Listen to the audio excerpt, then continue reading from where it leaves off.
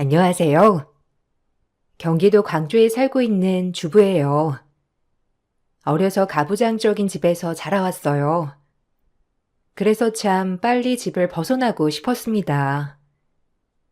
친할머니는 저를 오빠와 차별하였고 늘 생선의 몸통보단 머리 쪽을 주시곤 했어요.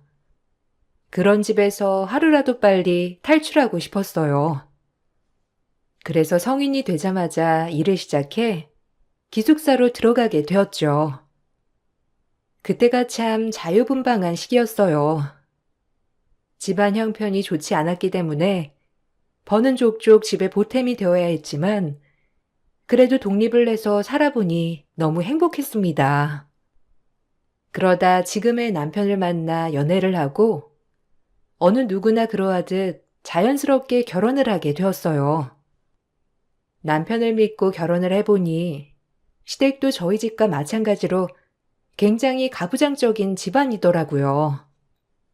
사실 워낙 익숙한 풍경이었지만 그때 당시 참 숨이 막혔어요. 그나마 봉원이가 장남이 아니라서 널 허락한 거야. 장남이었으면 제대로 된 며느리 얻었을 거다. 알겠니? 우리 집안이 얼마나 명문가인데 고작 공장에서 일하는 널 받아들였겠어? 그러니까 쥐죽은 듯 살아라. 우리 집안은 아주 뼈대 있는 집안이야. 알겠어? 그러게요. 동서될 사람이 누군지 참 궁금했는데 너무나 평범해서 놀랬지 뭐예요. 참 서방님도 알만하다니까요. 걔가 원래 연민이 많아서 그래. 어려서부터 아픈 동물이나 개고양이도 지나치지 못했던 애다. 그러니 오죽했겠니? 에휴. 시댁은 그 동네에서 꽤나 유서 깊은 집안이었어요. 가부장적인 것은 물론이었고 시할아버지, 시아버지, 장남 남편까지 총 3대가 모여 사는 집이었어요. 집이 워낙 크고 각각 별채가 있었기 때문에 시부모님과 그렇게 많이 부딪히는 일은 없었지만 명문가 자제인 형님 대신 제가 이 집안의 대소사를 책임져야 했어요. 처음엔 이 모든 것이 버거웠지만 그저 남편을 사랑하는 마음, 내가 선택한 길, 절대 후회하지 않겠다는 마음 하나로 버티고 버텼어요. 이렇게 힘든 시집살이 속에서도 남편을 믿고 참 행복한 나날이었기도 했죠. 내가 진작 말했어야 했는데 말 못해서 미안해. 우리 집이 좀 유별나긴 하지. 그래도 난 둘째라서 좀 덜하신 거야. 아마 형의 무게가 장난이 아닐걸. 내가 빨리 자리 잡아서 독립하면 너 호강시켜줄게. 그러니까 그때까지만 참아. 알겠지? 괜찮아. 뭐 우리 집도 가부장적이긴 하거든. 이 정도까진 아니지만 말이야. 그래도 자기가 이렇게 옆에서 말해주니까 그나마 위로가 되네.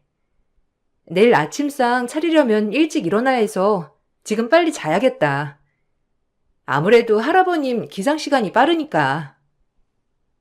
힘들지만 적응돼가는 나날이었어요. 그러던 중 형님네가 아이를 가졌고 저 또한 아이를 가졌어요. 시어머니는 저희가 아이를 가진 순간부터 눈에 띄게 차별하시기 시작하였습니다. 아무래도 제가 마음에 드시지 않으니 저희 애마저도 마음에 들지 않는 거였죠. 하지만 처음 가진 이 나이가 저한텐 매우 소중했답니다. 둘이 똑같이 배가 불러오고 입덧도 비슷했지만 어머님은 늘 형님만 안쓰럽다고 생각하시더라고요. 쌓였던 게 원래도 한두 가지가 아니었지만 임신을 하고 나니 호르몬 때문에 몰래 숨죽여 오는 날도 많았어요. 아니, 애를 좀 뒤늦게 가지지. 꼭 첫째네랑 동갑을 만들어야 해. 넌 어쩜 그렇게 눈치가 없니? 친척끼리 나이가 같으면 기강이 안 맞는 거야. 알아? 그래도 장손인데 먼저 나와야지. 에휴, 넌 결혼한 지도 얼마 되지 않았잖니. 몸간수를 어떻게 했길래 애가 그렇게 빨리 들어서? 그래도 장손은 장손이다. 알겠어? 그러니까 장손 자리 넌 볼 생각 마. 에이, 안 그러죠. 그리고 임신이 무슨 제가 마음대로 조절할 수 있는 건가요? 예쁘게 봐주세요. 그래도 봉원 씨 아이잖아요. 봉원이만 생각하면 당연히 내 손주고 내 새끼지. 거기에 네 피가 섞였잖아. 어디 예쁘게 봐줄 수 있겠니? 우리 봉원이를 닮아야 하는데 꼭 널 닮을 것 같아 걱정이란 말이야. 태어나는 시기도 마음에 안 드는데 너까지 닮아봐라. 에휴. 어머니, 뱃속의 아이가 듣겠어요. 말 조심 좀 해주세요. 그래도 축복받아야 마땅할 아이인데 그렇게까지 하실 필요는 없잖아요. 제 말에 어머님도 민망하셨는지 더 이상 얘기는 없으셨어요. 그렇게 태교를 하고 있을 무렵 형님네가 유산을 했다는 소식이 전해지더라고요. 워낙 형님네가 간절히 기다린 아이였기 때문에 그 슬픔은 말로 표현할 수조차 없었어요. 같은 여자로서 형님이 참 안타깝고 안쓰럽더라고요. 제가 잘못한 게 아닌데 괜히 눈치 보게도 됐고요. 형님이 유산을 하자 어머님은 이 모든 화살과 비난을 저에게 다 쏟아내셨어요. 그야말로 억지 그 자체였어요. 형님도 그 말을 듣더니 마치 제 잘못인 양 굴더라고요. 아휴, 어쩌냐, 우리 장손을. 그러게 내가 재수없다고 했지. 하필 같은 애에 임신을 해가지고 네가 초를 쳐. 이게 다 너 때문이야. 네가 애만 가지지 않았어도 모든 복이 다 우리 첫째네한테 갔을 텐데 네가 애를 가져서. 어머님, 어쩌면 좋아요? 우리 아기 불쌍해서 정말 기다리고 기다린 아이였는데 어떻게 그럴 수가 있죠? 형님, 너무 슬퍼하지 마세요. 아이는 또 올 거예요. 제가 뭐라고 위로드릴 말씀은 없지만 그래도 마음 잘 추스르세요. 동서 같으면 추스르겠어? 왜? 고소하지? 우리 애 없어지니까 동서네 애가 장손이 될 것 같아? 아주 신났겠어? 장손이면 이 집 재산 반을 넘게 물려받을 텐데 그거 노리고 속으로 좋아하는 거 아니야? 이게 다 동서 때문이야. 동서 때문이라고. 네? 너무 억지네요, 형님. 안타까운 건 알겠는데 그렇다고 이게 다 저 때문이라니 너무하세요. 지금 형님 마음이 많이 안 좋으니까 이해는 할게요. 그래도 그렇게 말씀 마세요. 저도 형님 이렇게 되신 거 마음이 많이 안 좋거든요. 안 좋기는 이게 다 너 때문이다. 재수없게 임신을 같이 해가지고 에휴, 꼴도 보기 싫으니까 너네 별채로 돌아가. 어머님 진짜 너무하세요. 어떻게 재수없다고 말씀을 하실 수가 있어요? 이 아이도 어머님 손주예요. 손주라고요. 전 눈물을 흘리며 별채로 돌아왔고 펑펑 울었어요. 그리고 그렇게 가시방석 같은 임신기간이 되었습니다. 힘들어도 이 집에서 힘들다고 티를 내지 못했어요. 혹시라도 혼자 임신했다고 유난 떤다 소리 들을까봐 말이죠. 유산한 형님 마음 아플까봐 배가 계속 불러져 올 때도 일부러 큰 박스티를 입고 다녔습니다. 제 배를 보면 형님이 마음 아파할까 봐서요. 그렇게 행복해도 모자란 임신기간에 전 눈치만 보는 임산부였어요. 그렇게 귀한 아이가 태어났습니다. 임신기간 내내 불안해했던 저한테 정말이지 예쁘고 귀여운 딸아이가 태어난 것이에요. 딸아이를 보자마자 정말 세상의 모든 원한, 슬픔, 원망은 다 사라지더라고요. 그저 끝까지 무슨 일이 있어도 널 책임질게 라는 단어만 떠올랐어요. 그렇게 저희 아이가 태어났는데 가뜩이나 가부장적인 집안에서 딸이 태어나니 저희 딸은 이 집안에서 귀여움을 받지 못했어요. 그게 뭐든 제 탓인 것만 같아 마음이 참 아프더라고요. 하지만 엄마는 용감하다고 했던가요? 이 집에서 기가 눌려 살던 저였지만 딸아이가 태어나고 딸아이마저 그렇게 키울 수 없어 오히려 시어머니와 형님에게 할 말은 다 하면서 제 딸을 지켜냈어요. 시어머니와 형님도 처음엔 당황했지만 점점 조심하는 게 보이더라고요. 아이가 어느 정도 크고 자기 의사 표현을 할 수 있을 때쯤 저도 많이 달라져 있었답니다. 예전에 제가 아니었어요. 어디 여자애가 저렇게 뛰어다녀? 조신하지 못하게. 예, 쟤 데리고 별채로 가라. 정신 사나워서 나 원참 누구 닮은 거야? 그러게요. 여자애가 여자애답지 않아서 좀 놀랍네요, 어머니. 동서 어렸을 때랑 똑같나? 애가 아주 극성 맞아. 뭐라고요? 무슨 말씀을 그렇게 하세요? 저 나이 때가 다 그렇지. 오히려 가만히 있는 게 이상한 거 아닌가요? 무슨 팔다리 막아놓은 것도 아니고 일단 데려갈게요. 그리고 애는 애다워야죠. 너무 많은 걸 요구하지 마세요. 아셨어요? 뭐야? 아이고, 아주 지딸 얘기하니까 저렇게 눈에 쌍심지를 키고 대드는 것 좀 봐라. 아주 어이가 없네. 너 누가 그렇게 말대꾸 하라고 했어? 이제 본색을 드러내는 거지? 딱 봐도 네 딸 너 닮은 게 분명하다. 봉원이 닮았으면 절대 안 그럴 거야. 말대꾸 한번 제대로 해드릴까요? 저한테 뭐라고 하시는 건 다 참겠는데 제 딸한테 뭐라고 하는 건 절대 못 참아요. 동서, 과하다. 여기 시댁이야. 동서가 함부로 할 수 있는 데가 아니라고. 참 이런 가정교육 하나 제대로 못 받아가지고. 어머님, 괜히 열내지 말고 그만 상대하세요. 뭐 저희가 피해야지 별 수 있나요? 격 떨어져서야 원. 동서, 그러지 마. 알겠어? 시어머니의 말을 무시하고 딸아이를 데리고 집으로 갔습니다. 혹여나 상처받지 않을까, 혹여나 기눌리지 않을까 늘 살피고 살폈어요. 그러던 중 기다리던 형님이 임신을 하게 되었고 그야말로 시댁에 경사가 일어났어요. 시어머니는 기뻐서 춤을 추실 정도였고 시할아버님도 큰 손주 며느리가 임신을 했다고 하니 오히려 제가 임신했을 때보다도 더 기뻐하시더라고요.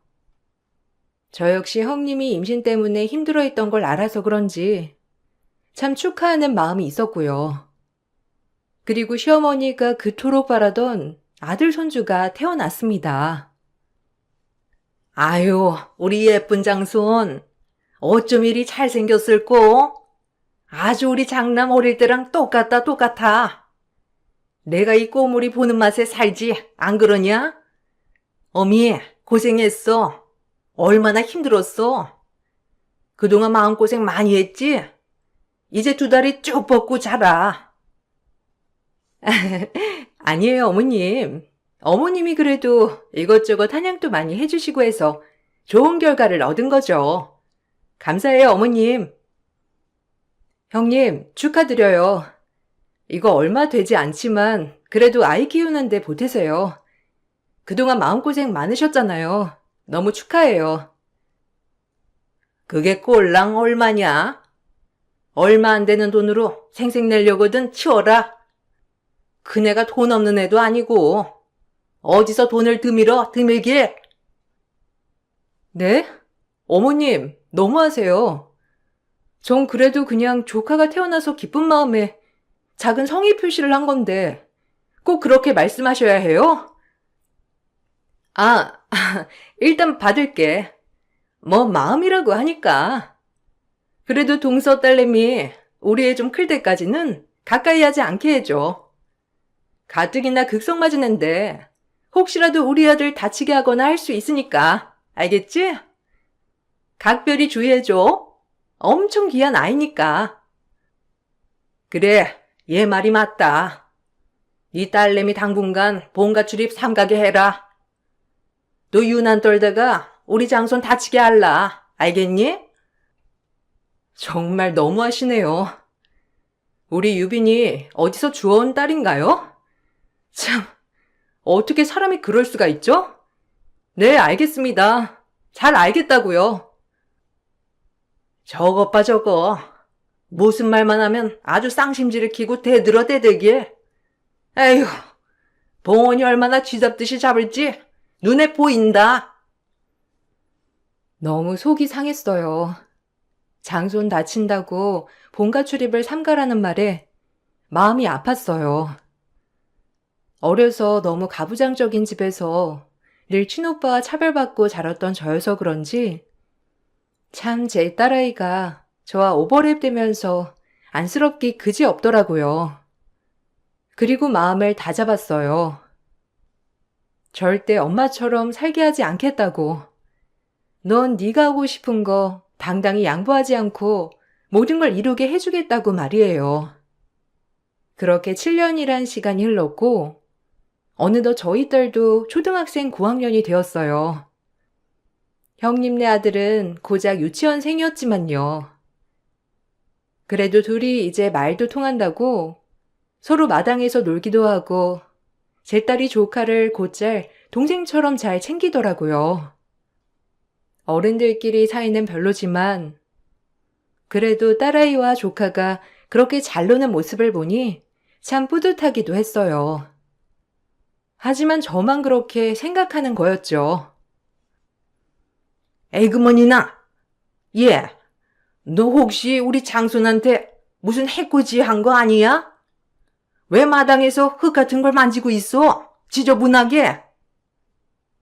할머니, 아니에요. 도훈이가 씨앗 심어보고 싶다고 해서 알려준 거예요. 왜 저만 혼내요, 맨날 할머니는? 뭐야? 어디서 이게 말대꾸야? 지 엄마 닮아가지고. 도훈아, 들어가자. 우리 장손 바람 맞으면 감기 들어요. 응? 착하지? 어머님, 지금 뭐 하시는 거예요?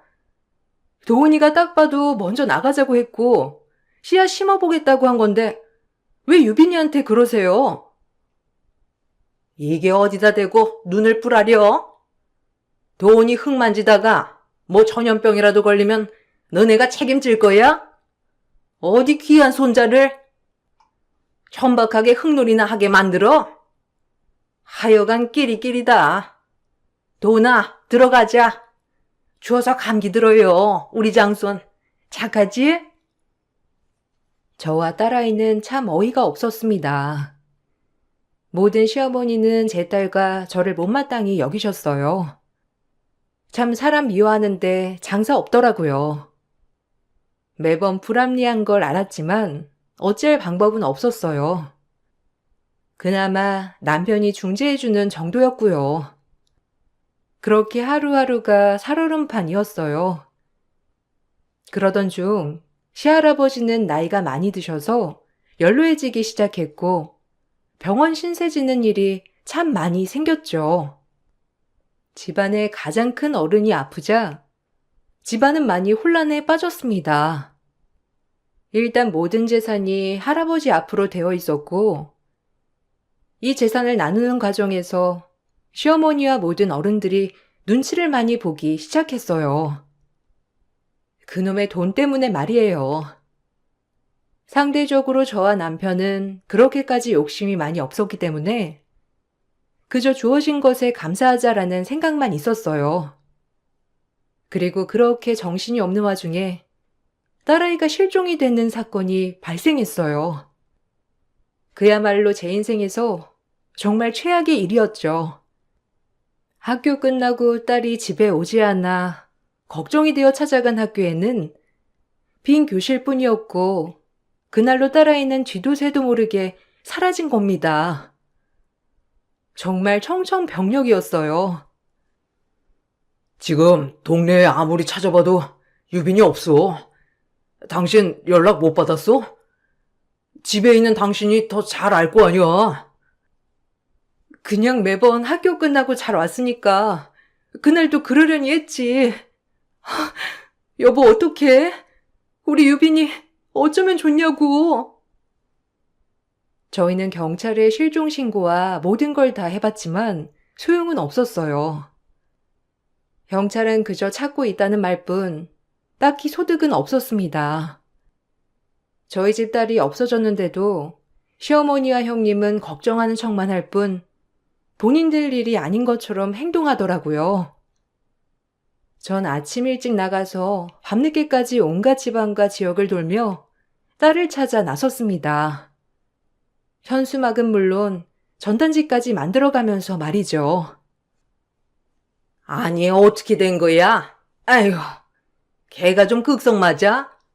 도대체 어디로 새길래 이렇게 안 오는 거야? 지 엄마 속 타는 것도 모르고. 뭐라고요? 이게 극성이랑 무슨 상관이죠? 어머님 말 그렇게 하지 마세요. 우리 유빈이한테 무슨 일 생기면 저 절대 못 살아요. 알아요? 그러니까 함부로 단정 짓지 말라고요. 어떡해요, 우리 유빈이. 2주나 넘었는데도 아무 소식도 없고. 진정해, 동서. 유빈이 잘 있을 거야. 똑 부러지는 애잖아. 아휴, 이게 무슨 일이야? 일단 동서, 몸부터 생각해. 남편과 전 딸아이를 사방팔방 찾으러 다니며 하루 종일 울었습니다. 그저 딸아이에게 못해준 것만 생각이 나면서 죄책감이 들더라고요. 내가 그날 학교에 데리러만 갔어도 이런 일은 없었을 텐데 하면서 말이에요. 너무 속상한 나날이었어요. 그렇게 속절없이 시간은 흘러갔고 정말 피마르는 하루하루였어요. 제 세상만 멈추고 모든 세상은 잘 돌아가더라고요. 전 딸을 잃어버린 그날 모든 게 멈춰버린 것 같은데 야속하게도 세상은 잘만 돌아가더라고요. 남편 또한 지쳤는지 저에게 정신을 차리라며 말하는 날도 있었어요. 그 정도로 전 제정신이 아닌 나날을 보내고 있었습니다. 아마 자식 잃은 부모는 알 거예요. 그만하자. 할 만큼 했어.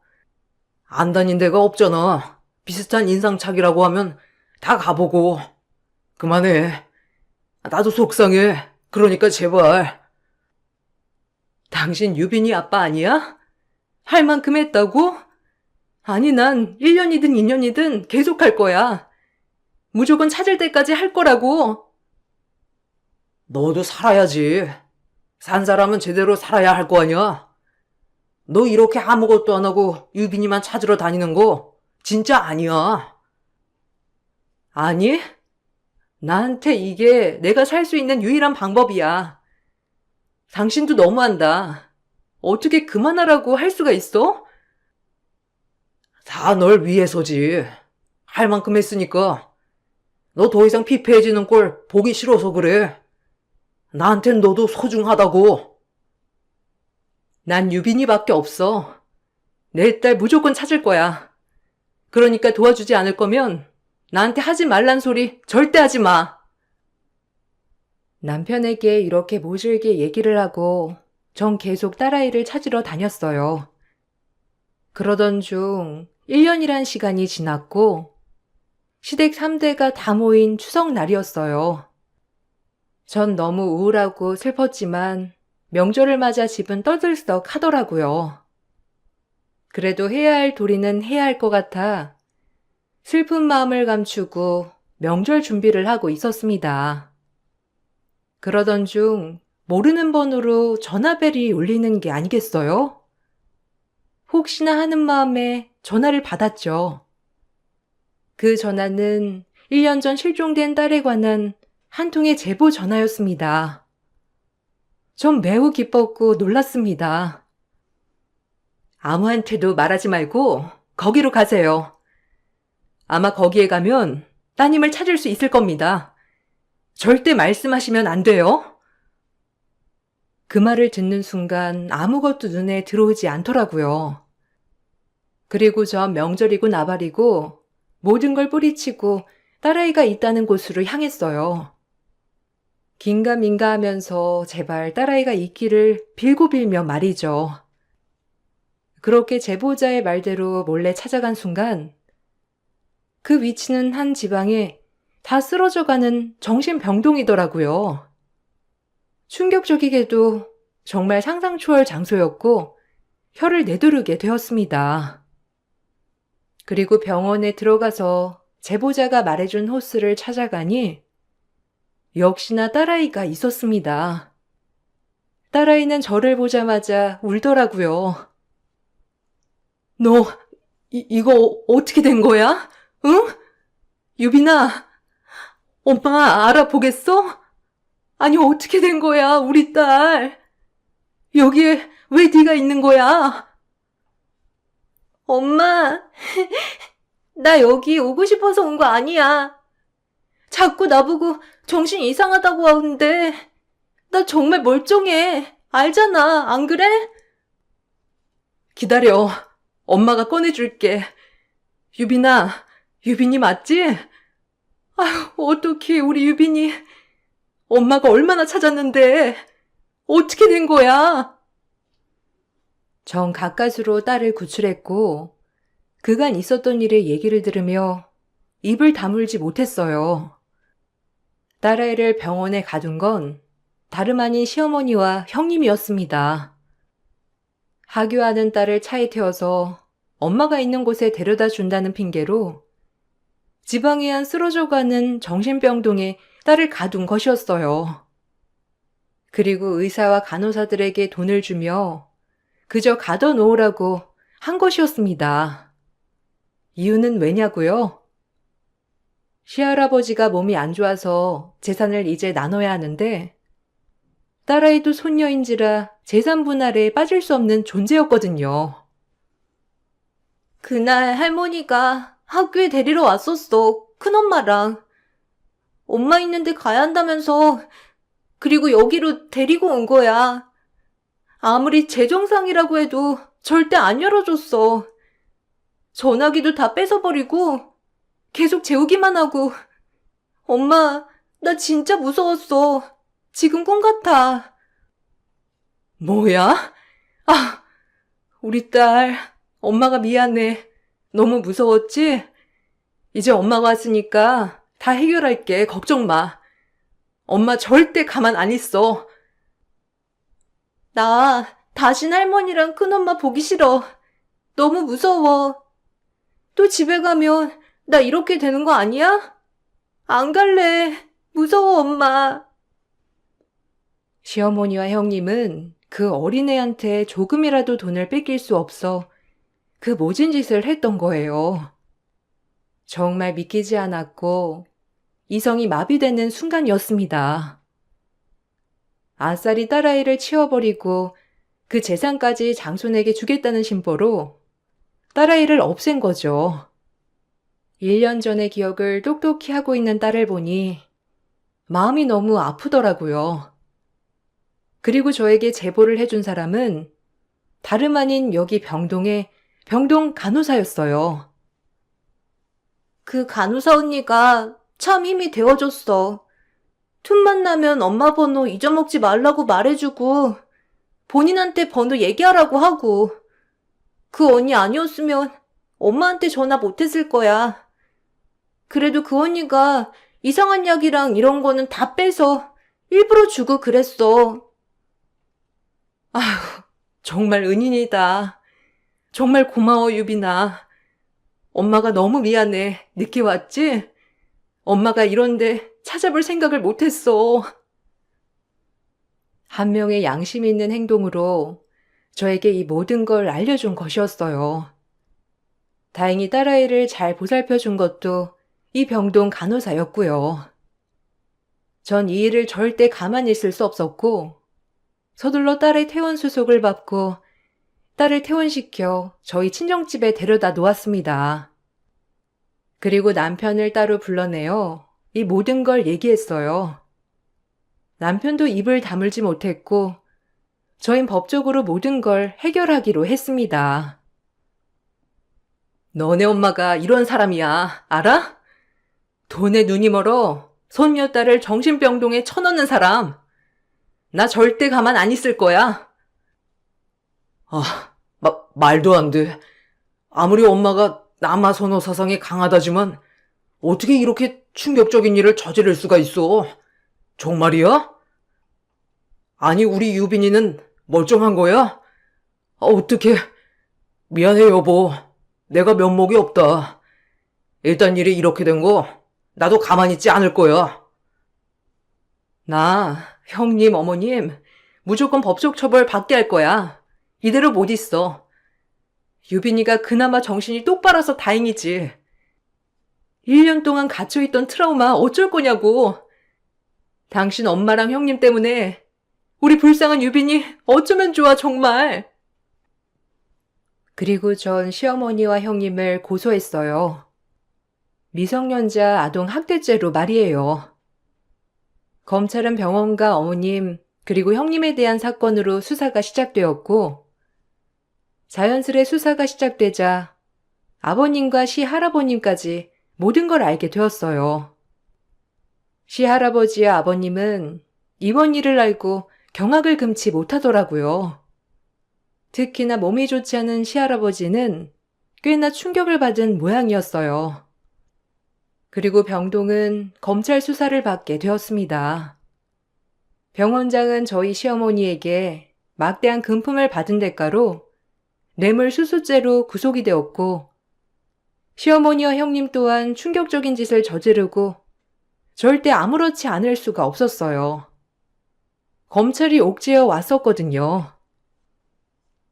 아니, 지금 어미가 유빈이를 정신병원에 가뒀단 말이야? 1년 동안? 어떻게 이런 끔찍한 일이 다 있어? 그럼 그동안 그렇게 둘째네가 찾을 때 모른 척 시침이 뗐던 거고? 아유, 세상 말세다 정말. 어떻게 짐승도 아니고 사람의 탈을 쓰고 그럴 수 있어?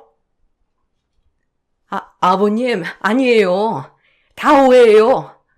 저 불려우가 지금 저희를 엿먹이려고 다 꾸민 일이라고요. 아버님, 저 믿으시죠?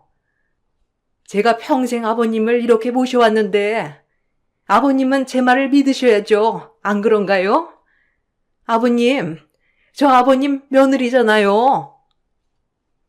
닥쳐라! 돈에 눈이 어두운 건 알고 있었는데 안 봐도 눈에 훤하지. 이제 내가 재산 정리하려고 하니 그래서 가둔 거 아니냐? 그 시어머니의 그 며느리라고 첫째네까지, 아유, 진짜 끔찍하다. 어떻게 우리 집안에 이런 괴물들이 존재하는지, 아유. 죄송합니다, 아버지. 제가 사람을 잘못 봐도 한참을 잘못 봤네요. 정말 죄송해요. 당신 이제 끝이야. 어떻게 봉원이 아이를 가지고 그럴 수가 있어? 당신한테 봉원이는 아들도 아니야? 봉원이가 그렇게 슬퍼했는데 당신 같은 여자 소름 끼쳐. 나한테 뭐라고 하지 마. 당신네 집안 장손 위하는 집 아니었어? 나도 그래서 당신들 위해서 한 짓이라고. 우리 도훈이 재산 저 기집애한테 뺏길까봐 내가 미리 선수를 쳐준 건데 왜 나한테 이렇게 모질게 얘기해? 고마워해야 하는 거 아니야? 당신은 미쳤어. 제정신이 아니야. 당신이랑 다신 얼굴 맞대고 살기 힘들겠다. 넌 끝이야. 그리고 도훈 엄마, 너도. 시아버지는 그 길로 시어머니에게 이혼 소송을 걸었고, 시어머니는 싹싹 빌었지만 이혼을 당하셨어요. 그리고 형님과 시어머니는 미성년자 아동학대 혐의로 구속영장이 청구되었습니다. 또한 그렇게 바라던 재산은 시할아버지의 의견에 따라 저희 집 둘째네의 절반 이상이 상속되었어요. 아마도 할아버님께서 이 돈이 사단이니 저희에게 다 물려주신 것 같았어요. 본인들이 구속영장을 받은 것보다 본인들의 장손이 물려받을 돈이 확 줄어들자 법정에서 소리소리를 지르더라고요. 삐뚤어진 모정이었죠. 아주버님은 그 모습을 보고 이혼을 결심한 듯 보였어요. 아무래도 저런 엄마에게 아이를 맡겼다간 아이가 사달이 날 것만 같은 모습이었거든요. 그렇게 일이 다 까발려지고 형님과 시어머니는 그야말로 만신창이가 되었답니다. 벌을 받은 거죠. 아니, 아버님, 어떻게 여자애한테 그렇게 많은 걸 물려줘요? 우리 도훈이가 장손인데, 장손이 다 물려받아도 모자를 파네. 어떻게 그걸 둘째네한테 다 주냐고요? 아버님 노방난 거 아니에요? 내가 왜 그랬는데? 아니, 할아버님, 우리 도훈이가 장손이잖아요. 진짜 머리가 어떻게 되신 거 아니에요? 어떻게 그 돈을 유빈이네를. 저희가 장손이라고요. 명망 있는 유서 깊은 집안에 어떻게 이렇게 재산 분할을 개판으로 할 수가 있죠? 닥쳐라. 너흰 이제 우리 집에 들어올 생각도 마. 도훈이도 볼 생각 말고 평생 깜빵에서 반성하고 후회하며 살아. 알겠어? 당신도 끝이야. 나 진짜 살 떨려서 못 살겠다. 이해하려고 해도 이해가 안 돼. 그냥 이혼하자, 우리도. 도훈이는 절대 못 볼 줄 알아. 나쁜 것들. 초등학생밖에 안 된 여자애한테 그깟 재산 하나 안 주려고 그렇게를 정신병원에 가더나? 기가 막혀. 명망 있고 유서 깊은 집안? 웃기지 마. 천박하고 천박해. 알아? 어떻게 같이 자식 키우는 입장에서 이렇게 파렴치한 짓을. 엄마랑 형수 다신 보고 싶지 않아요. 진짜. 어떻게 집안 꼴이 이렇게 돌아갈 수가. 내가 유빈 엄마를 볼 낯이 없어요. 그렇게 이 충격적인 사건은 어머님과 형님의 구속행과 시아버지의 이혼, 그리고 아주버님도 교도소에 있는 형님에게 이혼을 요구하였죠. 또한 할아버지의 재산 절반이 저희 앞으로 기속이 되며 마무리되었어요. 이 돈으로 딸의 아픔을 치료할 순 없겠지만 딸은 그 후로 상담 치료를 다니고 저희 세 식구 분가를 해서 점점 밝아지는 모습을 보였답니다. 미안하다. 진작 이렇게 했어야 했는데 앞으로는 절대 너랑 유빈이 슬프게 하는 일 없을 거야. 그러니까 한 번만 더 믿어줘. 엄마, 아빠, 우리 이제 절대 떨어지지 말자. 알겠지? 나 진짜 엄마, 아빠 말 잘 들을 거야. 다신 안 헤어질 거야. 그래. 우리 세 식구 이제 헤어지지 말고 행복하게 살자. 엄마가 더 잘할게. 여보, 그렇게 말해줘서 고마워. 아니야. 생각해보면 내가 제일 죄인이지. 반성하게 된다. 그동안 내가 어떤 아빠였는지. 이제 무조건 너네 지켜줄게. 걱정 마. 우리 세 식구만을 위해서 살 거야. 그러니까 나 믿어줘. 우리 잘 살아보자, 유빈아. 그리고 여보, 고맙고 또 고마워. 그 이후 계속해서 시아버지는 그저 저희 보기 미안하다며 매번 미안하다고 사과만 하셨고요. 두 여자의 돈 욕심에 모든 걸 잃은 결과물이 된 것이죠. 아주버님은 그 후로 좋은 분을 만나 재혼을 했어요. 도훈이가 친자식은 아니지만 새 형님 되시는 분이 참 살뜰히 키워주시더라고요. 오히려 그런 가정에서 자라는 것이 조카에게도 좋은 환경이겠다고 생각했어요. 그 후 시할아버지는 돌아가셨습니다.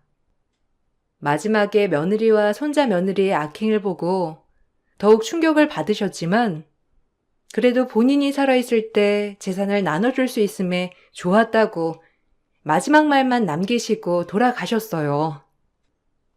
지금은 시간이 많이 흘러 정말 잊고 지내고 싶은 일이지만 아무래도 너무 충격적이다 보니 이렇게 생각이 나긴 하네요. 딸아이에게 큰 충격이 있던 만큼 계속해서 보살피고 잘하려고 신경을 쓴답니다. 그래서 그런지 딸은 정말 밝게만 자라주더라고요. 아무래도 딸도 마음 한편 상처를 안고 살아가긴 하겠죠. 그때 이후로 그냥 지금 내 옆에 딸이 있음에 감사하고 사소한 거에도 감사하는 삶을 살게 되었어요. 행복 별거 없더라고요. 그저 내가 사랑하는 딸, 남편, 이렇게 새 식구 건강하고 행복하다면 말이죠. 여러분들도 작은 거에도 소소한 행복을 만끽할 수 있었으면 좋겠어요. 이만 글을 마치겠습니다. 감사합니다. 안녕하세요. 저는 경기도에 거주하고 있는 40대 여성입니다. 짧다면 짧고 경험이 많으면 많은 나이이죠. 저는 어려서 그저 곱게만 자랐어요. 부모님의 기대에 어긋나지도 않았고 그 어려운 대입도 열심히 노력하여 결실을 이루었어요. 그래서 부모님을 기쁘게 해드렸죠. 어려서부터 항상 고분고분하던 제가 부모님의 기대를 거스르고 선택한 게 지금의 제 남편이에요. 저희 집과 달리 남편네 집은 늘 생계를 걱정해야 하는 그런 수준이었어요. 하지만 제가 그때 뭐가 쉬웠는지 남편이 참 좋았죠. 부모님은 외동딸 고생할까봐 결혼을 극구 반대하셨지만 전 성인이라면 모든 상황을 책임질 수 있겠다 싶어 남편을 선택했어요. 결혼 전 남편은 뚜렷한 능력은 없었지만 그래도 절 많이 아껴주고 사랑해 주었거든요. 그 모습에 반해 이 사람이면 괜찮겠다 싶었죠. 하지만 현실은 훨씬 더 고달팠습니다. 성악을 전공했던 제가 늘 어린아이들 입시를 하며 벌어온 돈으로 겨우겨우 생계를 꾸렸으니까요. 남편은 고졸 출신이었지만 다니던 직장을 번번이 그만두며 늘 이리저리 다른 일을 할 궁리만 세웠죠. 이런 게 반복이 되자 사이가 좋던 저희 부부도 점점 금이 가기 시작하였어요. 돈 앞에 장사가 없더라고요. 늘 반복되는 싸움이었죠. 언제까지 이렇게 놀고만 있을 거야? 일을 해야지. 내가 벌어오는 돈으로 계속 감당이 안 되잖아. 철수 씨네 공장에서 사람 구한다고 하지 않았어? 거기라도 지원해 보는 게 어때? 그래도 남자가 번듯한 직장이 있어야지 가장인데. 구할 거야. 아직 나이도 어리고 창창한데 뭐가 걱정이냐? 넌 너무 곱게만 커서 이 세상을 전혀 몰라. 남자라면 포부가 있어야지. 그리고 우리 엄마도 나한테 이래라 저래라 안 하는데 네가 웬 간섭이야? 아무리 부인이라지만. 뭐? 무슨 말을 그렇게 해? 지금 상황에서 내가 말을 안 하게 생겼어? 나 이번 달에 레슨 학생 2명이나 줄었어. 정말 걱정돼서 그래. 앞으로 이렇게 레슨 한다는 보장도 없는데 자기가 너무 천하태평이니까 내가 이렇게 말하는 거야. 어차피 이래나 저래나 지금 다 적자야. 모든 인생 한 방이다. 기다려. 난 지금 때를 기다리고 있는 것 뿐이니까. 저와 남편이 생활 문제로 투닥거릴 때면 시어머니는 꼭 방문을 열어젖히며 저에게 한 소리 하셨어요. 형편상 분가를 하지 못하고 시어머니와 같이 살았거든요. 시동생도 있었지만 시동생은 일찍이 취업으로 다른 지역에 가 있는 상태였어요. 남편이 왜 이렇게 취직을 안 하면서 기고만장하는지 시어머니를 보면 딱 알겠더라고요. 시어머니는 그저 아들 바보였어요. 뭐든지 아들이 기죽을까봐 늘 저를 나무라고 저를 채찍질 하셨죠. 사실 남편과의 관계보다도 이런 시어머니와 사는 게 참 힘들더라고요. 매번 저만 제 정상이 아닌 느낌이 들었으니까요. 하지만 남편은 철저히 제 편이 되어주지 못했습니다. 네가 잘나면 얼마나 잘났다고 남자 기를 죽이니? 그러니까 우리 상철이가 될 일도 안 되는 거다.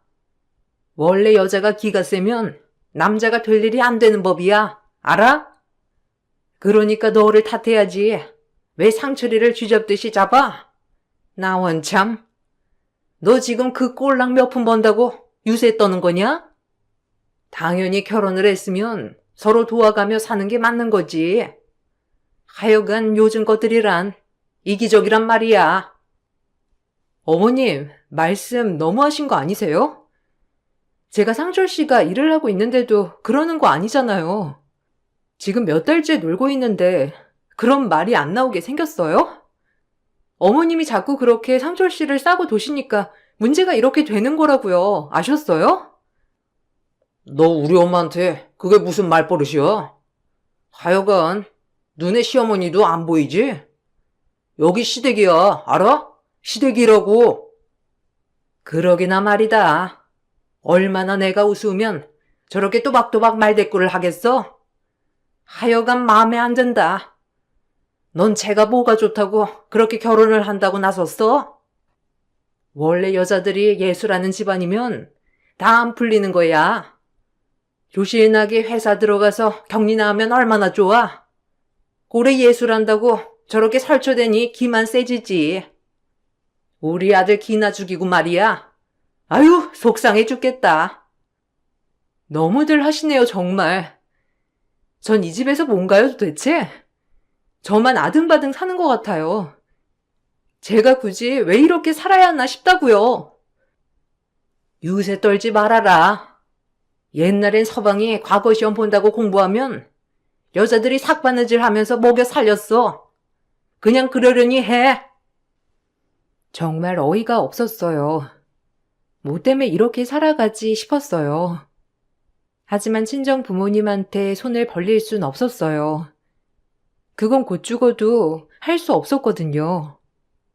남편을 보자마자 집안이 문제가 아니라 행실이 뻔히 보인다는 친정 부모님의 반대에도 불구하고 결혼을 강행한 제가 부모님께 힘든 모습을 보여드린다면 부모님이 얼마나 속상해 하실지 눈에 환했기 때문이에요. 그래서 더 이 결혼에 대해서 제가 책임지고 악착같이 살려고 노력했어요. 오히려 밤에도 안 하는 레슨을 받아가며 생활비를 벌었고 남편이 취직하기 전까지 모든 시댁에 돈 들어갈 일은 제가 담당했어요. 그렇게 2년을 생활비에 허덕이며 살았습니다. 그러던 중 어머님이 가지고 계시던 선산의 일부가 팔려 그야말로 집안의 가세가 갑작스레 일어나게 되는 계기가 되었어요.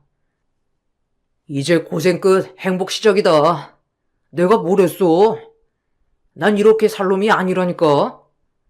너도 이제 레슨 같은 거 안 해도 돼. 그게 사실이야? 그래도 너무 잘 됐다. 우리 진짜 쪼들렸는데 숨 쉴 구멍은 있어진 거잖아. 너무 다행이야. 무슨 소리야? 너는 레슨은 그대로 해야지. 일하다 안 하면 병난다. 그러니까 넌 하던 일 계속해라. 집에서 놀 생각 말고. 요즘엔 여자도 다 직장 생활하는 추세인데 집에서 놀아봐 퍼지기만 하지. 그러니까 넌 하던 일 해. 엄마, 나 이제 그럼 사업 미천 대주는 거야? 진짜 나 해보고 싶었던 사업이 있는데 그 정도 밀어줄 여건은 되지? 당연하지. 우리 장남인데 엄마가 뭔들 못해주랴? 이게 다 네 거야. 그러니까 걱정 말고 아주 기똥찬 아이디어나 물어와. 한순간에 들뜨는 시어머니와 남편이 참 걱정이 되더라고요.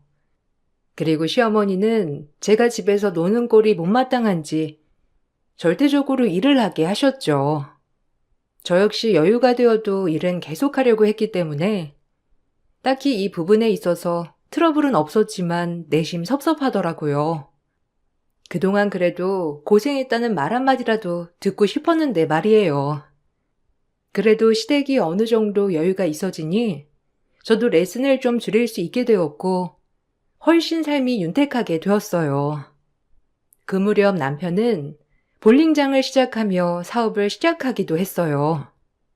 그래도 남편이 뭐라도 하는 모습을 보이자 좀 안심이 되더라고요. 본인 일은 저렇게 열심히 하니까 다행이다 싶은 마음도 좀 들었고요. 그렇게 생활이 안정되어 가자 아이가 갖고 싶어지더라고요. 하지만 남편은 반대했습니다. 우리 이제 아이 슬슬 가져야 하지 않아? 그래도 결혼한 지 2년이 넘어가고 3년째가 되어가는데 아이가 있어야지. 이제서야 살기 편한데 여기서 아이까지 낳자고? 아, 난 싫어. 그리고 잘 키울 자신도 없고 그냥 이렇게 지내고 싶어. 너도 좋잖아. 딱 너만 챙겨도 되고. 애 생겨봐. 이거 해줘야지, 저거 해줘야지. 잘 되면 어디 데리고 다녀야지. 가뜩이나 이제 사업 시작해서 바쁜데 내가 가정을 잘 책임질 수 있겠어? 그러니까 아이 얘기라면 하지 마. 난 낳고 싶지 않아. 그래도 생각 한번 해봐. 뭐 강요할 순 없는 거지만 그래도 우리 아이 하나 있으면 좋을 텐데. 어머님도 내심 기다리시는 것 같고. 엄마 안 그래. 아마 내가 제일 소중할걸? 그러니까 너도 아이 생각은 접어. 난 이제 내 삶을 즐기며 살고 싶으니까. 남편은 완강하더라고요. 아이 문제는 부부가 협의해야 할 문제이니 더 이상 강요하면 안 되겠다 싶었어요. 그리고 마음속으로 그저 임신을 하고 싶다고만 생각하고 있었죠. 그러던 중 남편의 동생, 즉 시동생이 결혼을 한다고 하였죠. 동서될 사람은 저와는 다르게 참 똑부러지더라고요. 저와 같이 음대 출신이어서 그런지 말도 잘 통했어요. 서방님이 워낙 어렸을 때부터 취업으로 나가 산 지 오래되어서 이 집에 오는 게 많이 익숙하진 않았지만 그래도 동서는 서글서글 굉장히 싹싹하더라고요. 한눈에 제 맘에 쏙 들더라고요. 어머님은 음대 출신인 동서조차도 예술을 한다며 썩 반기진 않았지만 그래도 반대하진 않으셨죠. 상민 씨한테 들었어요. 형님도 음대에 나오셨다고. 전 피아노 전공이에요. 형님은 전공이 어떻게 되세요? 아, 전 성악이에요. 피아노 치는 손이라 그런지 되게 곱네요. 우리 잘 지내봐요. 뭐 거리가 그렇게 가까운 편은 아니지만 그래도 상철 씨도 동생 하나뿐이고 동서 사이도 우리뿐이니 우리가 잘 지내는 게 제일 좋을 것 같아요. 그렇죠? 네, 그럼요. 상민 씨한테 형이 음대 나왔다고 얘기 들었을 때 얼마나 반가웠는지. 우리 잘 지내봐요, 형님. 제가 잘할게요. 얼씨구, 벌써부터 밥 먹는 거냐? 참나. 어쨌든 너도 이 집에 들어올 거니 얘기해 두는 거지만 상민이야 뭐 어려서부터 일한다고 나가 살고 그랬어. 근데 이제 결혼했으니 자주 찾아오고 알겠니? 뭐 상민이한테 들어봤으니 알다시피 우리 집안이 그렇게 호락호락한 집안은 아니거든. 그네한테 자자 들으면 될 거야. 어쨌든 우리 집으로 들어오게 된 걸 환영한다. 네, 어머님. 앞으로 결혼하면 자주 찾아뵐 거예요. 저희도 일을 하긴 하지만 그래도 자주 찾아뵙는 게 도리죠. 어머님은 처음 보는 동서에게 본인네 집안은 보통 집안이 아니라며 알아서 잘하라고 엄포를 놓으셨죠. 전 그전 시댁이 힘들었던 상황을 알아서 그런지 지금 이렇게 잘 살게 되었다고 저러는 꼴이 우습더라고요. 아무것도 모르는 동서도 당황한 눈치였지만 그저 그냥 웃어 보였고요. 그렇게 서방님네는 무사히 결혼식을 치렀어요. 그래도 이 집에서 동서라도 생기니 조금 편하더라고요. 워낙 외동이기도 하고 여자 형제를 가져보는 게 소원이어서 그런지 동서는 곧잘 말도 통하고 저와 친하게 지내기 시작했죠. 제가 성악 레슨을 하는 걸 알아서 본인 피아노 학원에서 성악할 친구들을 소개해주기도 했고요. 저한테 정말 고마운 기인이었어요. 그렇게 동서한테는 미주알 고주알 제 고민 얘기 깊이 할 수 있는 사이가 되었어요. 아, 이런 거 물어봐도 되나? 근데 형님은 아이 안 가지세요? 결혼한 지 몇 년 되시기도 했고 딱 보면 아이 좋아하는 것 같은데. 아, 뭐 가지고야 싶은데 아직 상철 씨가 마음의 여유가 없나 봐. 그래서 그냥 좀 미루고 있어. 동서는? 저희도 이제 막 결혼해서 아직은 생각이 없긴 한데, 그래도 형님이 먼저 생기면 더 좋겠어요. 아이를 그렇게 좋아하시는데. 아니야, 내 생각 전혀 안 해도 돼. 동서는 아이 갖고 싶으면 먼저 가져. 내가 우리 조카 태어나면 예뻐해 줄 테니까. 동서는 웃어 보였지만 제 걱정을 하는 눈빛이었죠. 아무래도 종종 동선의 피아노 학원에 가면 제가 아이들을 많이 예뻐하였기에 동서도 제가 빨리 아이를 가졌으면 좋겠다고 생각하는 것 같았어요. 그렇게 친한 친구이자 동생이 생겼다고 좋아했었죠. 그 무렵 저에게도 깊은 고민이 생겼답니다. 남편이 볼링장을 하면서 너무 바빠지기 시작했고, 그러면서 저희 부부가 이야기할 시간조차 없이 늘 남편은 밖으로 나돌기 시작하더라고요. 사업하니까 그럴 수 있지라고 넘겼던 모든 부분들에 의심이 생기면서 균열이 시작되고 있었죠. 밤늦게 들어오는 것은 물론이며 핸드폰에 걸어놓은 잠금화면, 그리고 새벽에 나가서 몰래 받는 전화, 하나하나 의심스러웠어요. 전 남편을 떠보기로 하였고, 남편은 제가 떠보자 저를 보며 길길이 날뛰더라고요. 당신 요새 뭐하고 다니는 거야? 통 늦게 들어오고 전화도 잘 안 받고 매번 누구랑 그렇게 통화를 하는지 수상하네? 사업하면 다 그렇지. 사업가 아내가 어디 쉬운 줄 알아? 그럼 넌 사모님이 거저되려고 했니? 남자가 다 그렇지 뭐. 그래도 본인 퇴근하고 가정에 충실한 사람도 많아. 결혼하고 나서는 여유가 없어서 그랬지만 지금은 여유도 있는데 통 우리만의 시간도 없고 이게 뭐야. 좀 나한테도 신경 써주고 집에도 신경 좀 썼으면 좋겠어. 내가 많은 거 바라는 거 아니잖아. 넌 사모 될 자격이 없다. 징징거리긴 하고. 남자가 사업을 하면 좀 밖으로 돌 수 있는 거지. 그렇게 옹졸해서 내가 어디 큰일을 하겠어? 어떻게 말을 그렇게 해? 그냥 앞으로 잘하겠다. 이 말이면 끝날 것을. 나 진짜 의문이야. 자긴 나랑 결혼은 왜 한 거야? 아, 진짜? 그런 질문 좀 하지 마라, 유치하게. 너랑 이렇게 말이 안 통하니까 내가 밖으로만 도는 거야. 그만해, 이제. 남편은 저와 말이 안 통한다는 식이었어요.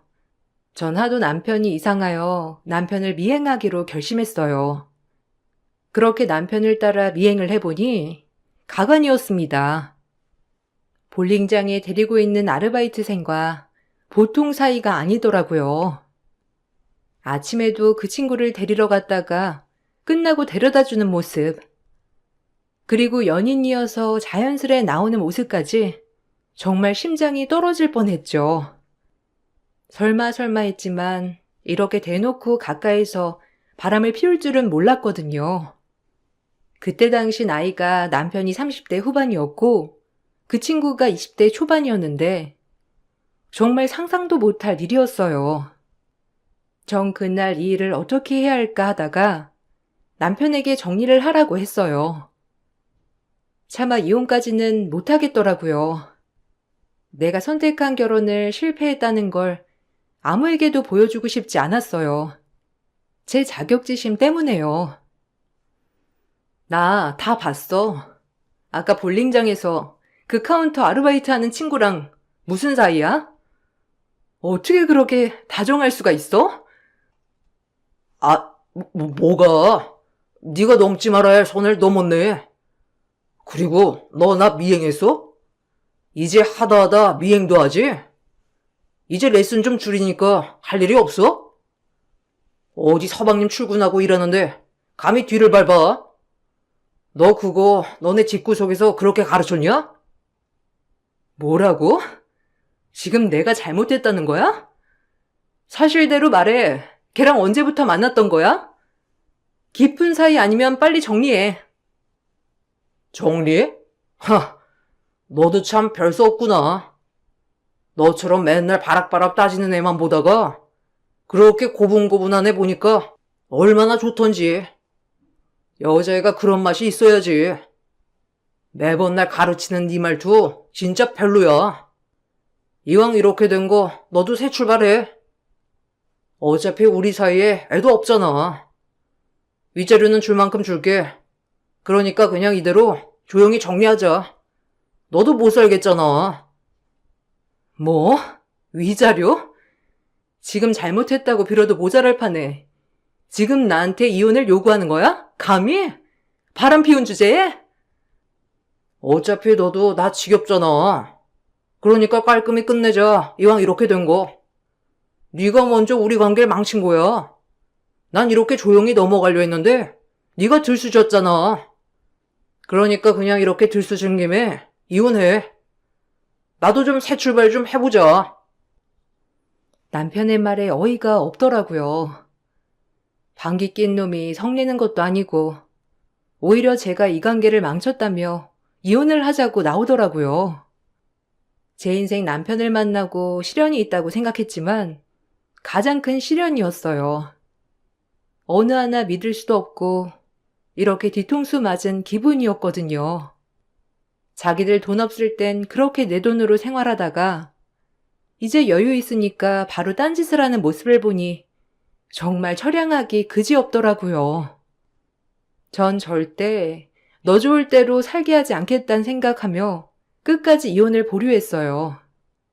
남들은 미련하다 할지라도 남편이 행복하게 새 출발하는 걸 보고 싶지 않더라고요.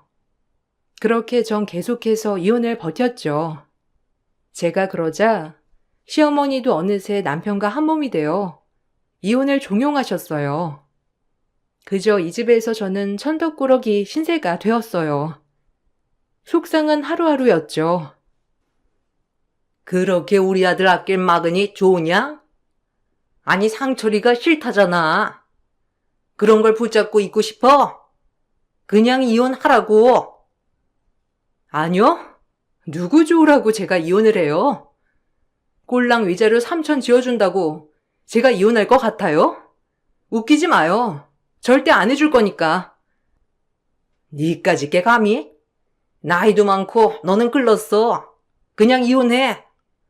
3천이라도 지어준다고 할 때 빠지란 말이야. 절대 못해요. 3억을 가져다 줘도 이혼 안 하니까 그런 줄 아세요. 제가 저 이렇게 되고 상철 씨 행복하게 바랄 것 같아요? 제가 절대 이혼은 안 해주겠다고 하자 시어머니는 혀를 차며 저를 욕하셨고 전 그럼에도 불구하고 꿋꿋이 버텨냈습니다. 남편은 오히려 제가 외도 사실을 알아내자 대놓고 외박을 하거나 집에 안 들어오는 날도 허다했죠. 아주 뻔뻔하게 말이에요. 전 모든 걸 참아냈어요. 제가 계속해서 버티고 이혼을 해주지 않자 남편은 무슨 꿍꿍이가 있는 듯이 절 비웃으며 얘기했어요. 네가 언제까지 버티나 보자. 넌 이혼해주게 되어 있어. 알아? 어디 계속 버텨봐. 너만 힘들지. 참나, 끈질긴 것. 그래, 어디 너도 마음대로 해. 내가 이혼 안 해주면 너흰 상간 연놈들이야. 절대 이혼 못 해줘. 평생 그러고 살아, 숨어서. 그렇게 늘 피 터지는 하루하루가 지났죠. 그러던 중 남편이 깔깔거리며 집에 들어오더라고요. 늘 외박을 일삼던 사람이었기 때문에 무슨 일인지 싶어 거실에 나와보니 저에게 사진을 뿌려대더라고요. 그리고 그 사진을 제가 보고 경악을 했어요. 사진에는 저와 학부모 아버님과 아이 때문에 면담을 나누는 모습, 그리고 아이가 제 레슨 덕분에 대회에서 상을 타서 아버님이 감사하다고 저에게 선물을 건네는 모습까지 다 찍혀 있었어요. 교묘하게 학부모님의 어머님은 편집해서 저와 학부모님 아버님만 나오게 말이죠. 아주 치졸한 방법이었습니다. 그리고 저에게 이혼소송을 걸 거라고 하더군요. 어이가 없고 어처구니가 없었죠. 네가 이혼 안 해주니까 내가 걸어야지. 너 이 사진들로 내가 5천만 원 이혼 소송 낼 거야. 그러니까 기다려. 알겠어? 뭐? 이 사진 가지고 이혼이 가능할 거라고 생각해? 그리고 학부모님이야. 근데 어떻게 이런 사진들을 내 뒷조사했니? 걱정 마. 어떻게 해서든지 엮어서 이혼할 거니까. 이 화상아, 3천 줄 때 도장 찍었어야지. 버티고 버티다 이게 무슨 꼴이니? 당신 정말 내가 알던 김상철 맞아? 걔가 그렇게 좋니? 나랑 한 약속 모두를 저버릴 만큼 그렇게 좋다는 거야? 그래, 너랑 살기 지긋지긋해. 그리고 너도 학부모 밤에 만나는 건 좀 아니지 않아? 내가 어떻게 알아? 너도 바람났을지. 내 레슨이 늦게 끝나는 거 알잖아. 뭘 알면서 그래? 한번 해보자. 어디 누가 이기나. 당신 같은 사람 정말 끔찍하다 이제. 믿음이 얼마 남지 않은 남편이긴 했으나 정말 모든 기대감이 사라지더라고요. 그리고 정말 지치고 모든 걸 포기하고 싶었어요. 하다하다 날 유책 배우자로 만들어서 어떻게 해서든지 이혼을 하겠다는 남편의 모습을 보니 정말 진절머리가 쳐지더라고요. 전 그렇게 남편이 소송대로 이혼 소송을 위해 싸워나가기 시작했어요. 남편은 이제 저를 떼어낼 수 있다는 것처럼 좋아하더라고요. 그렇게 법정에 둘이 나란히 서게 되었어요. 저도 이대로는 당할 수가 없어 그동안 모았던 남편의 불륜 증거 자료들을 제출했어요. 이제 버티기가 아닌 네 인생 박살내주마라는 마인드로 소송에 임했어요. 그리고 모든 것들을 동원하여 싸우기 시작하였죠. 그리고 순간 법정에선 동서가 시집 전체를 휘청거리게 할 대폭로전을 펼쳤어요. 그 동서의 한마디로 남편과 시어머니는 얼굴이 굳기 시작하고 전 박장대소를 터뜨렸습니다. 그리고 급격히 소송의 주도권은 저에게 기울기 시작하더라고요. 저희 아주버님에겐 숨겨진 딸이 있어요. 상간녀 사이에서 낳은 딸이죠. 저희 형님은 그것도 모르시고 가정을 지켜내려고 애쓰셨습니다. 그런데 아주버님은 이 딸을 호적에 올리려고 계속해서 형님에게 이혼을 요구하였어요. 하지만 본인이 유책 배우자이기 때문에 이혼 소송을 걸 수 없게 되자 형님의 일거수일투족을 감시하여 어떻게 해서든지 이런 사진들을 만들어서 제출한 거예요. 존경하는 판사님, 부디 지금 어떤 상황인지 잘 판단해 주시고 현명한 판단 내려주시길 바랍니다. 부탁드립니다. 동서는 증인석에 진출하여 저렇게 진술을 하였어요. 사실 남편에게는 그 상간녀 사이에서 낳은 자식이 있었고 꽤 오래전부터 저에게 이걸 숨기고 있었어요. 하지만 시어머니와 남동생한테는 보여줬다고 하더라고요. 시동생은 본인 부인한테 이 얘기를 직접 했고요. 제가 그렇게 아이를 바라는데도 남편이 아이를 안 낳는 이유가 이거라고 생각이 든 동서는 같은 여자로서 그리고 좋아했던 형님이 이렇게 당하는 꼴을 보고만 있을 수는 없다고 생각했던 거죠. 그리고 남편도 저와 이혼을 마무리하고 그 상간녀와 아이를 데리고 새 출발을 하려고 저에게 그렇게 이혼을 종용한 거였더라고요. 아이가 커감에 따라 빨리 호적에 올려야 하니 저에게 유책 배우자라는 누명을 씌워서 이혼 소송까지 걸었던 거고요. 정말 어이가 없었습니다. 바람 피우고 허튼 짓 하고 다니는 건 알았는데 자식이 있다니. 그리고 이걸 모두 눈 감아주는 시어머니, 참 기가 막혔죠. 시어머니인 동서의 말이 끝나자 법정에서 쌍욕을 하더라고요. 결국 쌍욕을 하다 끌려 나가셨지만요. 남편 또한 소리를 지르고 난리가 났어요. 그야말로 아수라장이었어요. 너 어디서 주둥이를 함부로 놀려? 지금 여기가 어디라고? 네가 감히 우리 집에 시집와서 제 편을 드는 거야? 내가 처음부터 마음에 안 들었어 아주. 같은 음대 출신이라고 꽁꽁 붙어서 아유 내가 미쳤지? 저런 애들 둘이나 며느리로 들이고. 너, 내가 가만히 있을 줄 알아? 우리 둘째도 너랑 이혼시킬 거니까 그런 줄 알아. 네가 그 말을 하고도 우리 집에 붙어 있으려고 해? 거참 조용히 하세요. 안 그럼 퇴정시킵니다. 여기가 어디라고 큰 소리를 치십니까? 참나, 당장 안고 가만히 계세요. 어머님도 그러는 거 아니죠. 같은 여자로서. 저 이혼해도 상관없어요. 어떻게 사람 하나 이렇게 처참하게 만들 수가 있어요? 이런 집이라면 제가 사양하겠네요. 저희가 뭐가 아쉬워서 이런 집에 붙어 있으려 하겠어요. 어디 하나 배운 구석이 없는 집구석인데. 뭐야? 저기 둘이 쌍으로 날 능욕해? 너 내가 이혼 안 시키나 봐라. 너 같은 거 며느리로도 필요 없어. 어쩜 저래 애들이? 이건 모함이에요. 재수 씨는 처음부터 저 집사랑이랑 워낙 친하고 각별했다고요. 말도 안 되는 거짓말이라고요. 지금 거짓말하시면 더 큰 벌을 받게 됩니다. 말씀 똑바로 하세요. 증인, 혹시 지금 한 증언이 거짓은 아닌가요? 제 모든 걸 걸고 말씀드립니다. 절대 한 채 거짓도 없음을 말이에요. 저 사람들이 지금 거짓말을 하고 있는 거라고요. 동서의 증언, 그리고 상간녀와 남편의 아이 때문에 불륜기간이 밝혀졌고 아이는 생각보다 큰 3살이었더라고요. 무려 3년을 저 몰래 불륜을 저질렀던 거죠. 그렇게 남편은 저에게 위자료를 어마어마하게 주어야 했어요. 거의 선산판돈의 대부분을 말이죠. 전 거기에 더불어 상간녀 소송까지 걸었습니다. 혼외자까지 낳은 상간녀는 이 소송을 절대 피할 수 없었고 저에게 참패하고 말았죠. 그리고 저에 대해 학부모와 그런 사이라고 누명을 씌운 허위사실 유포죄를 적용하여 이것 또한 벌금형을 맞았습니다.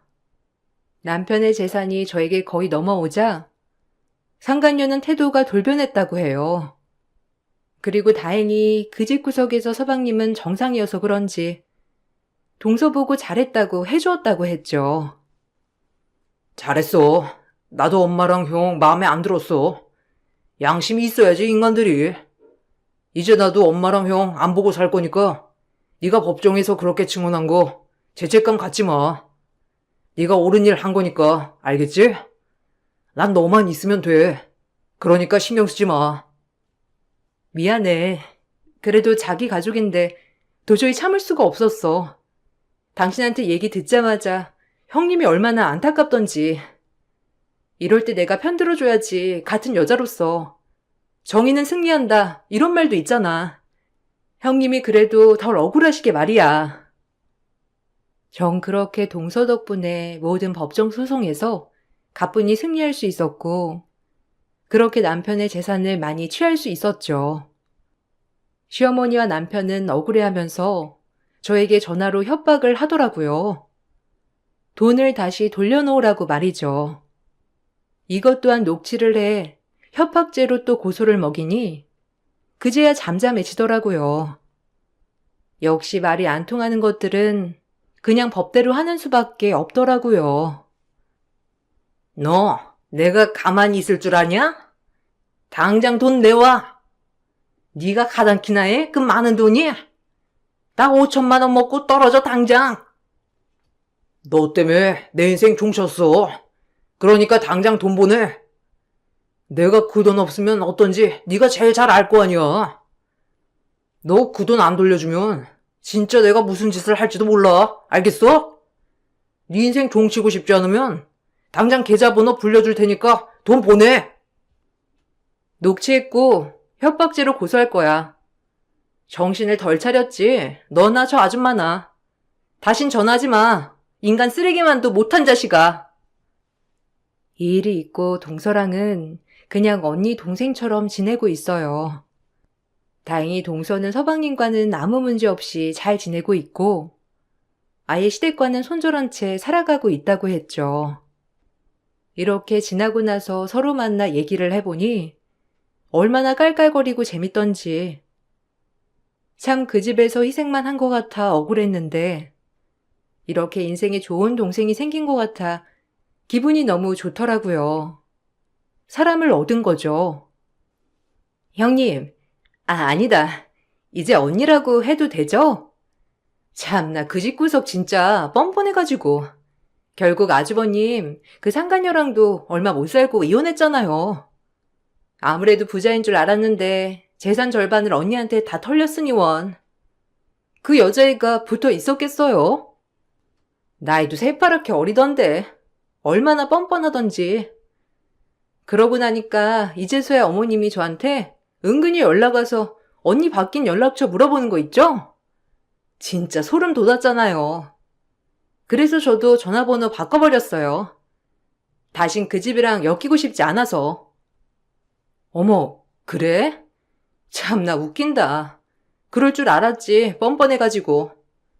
하여튼 서방님은 괜찮은 거지? 괜히 가족을 잃게 한 것 같아서. 전혀요.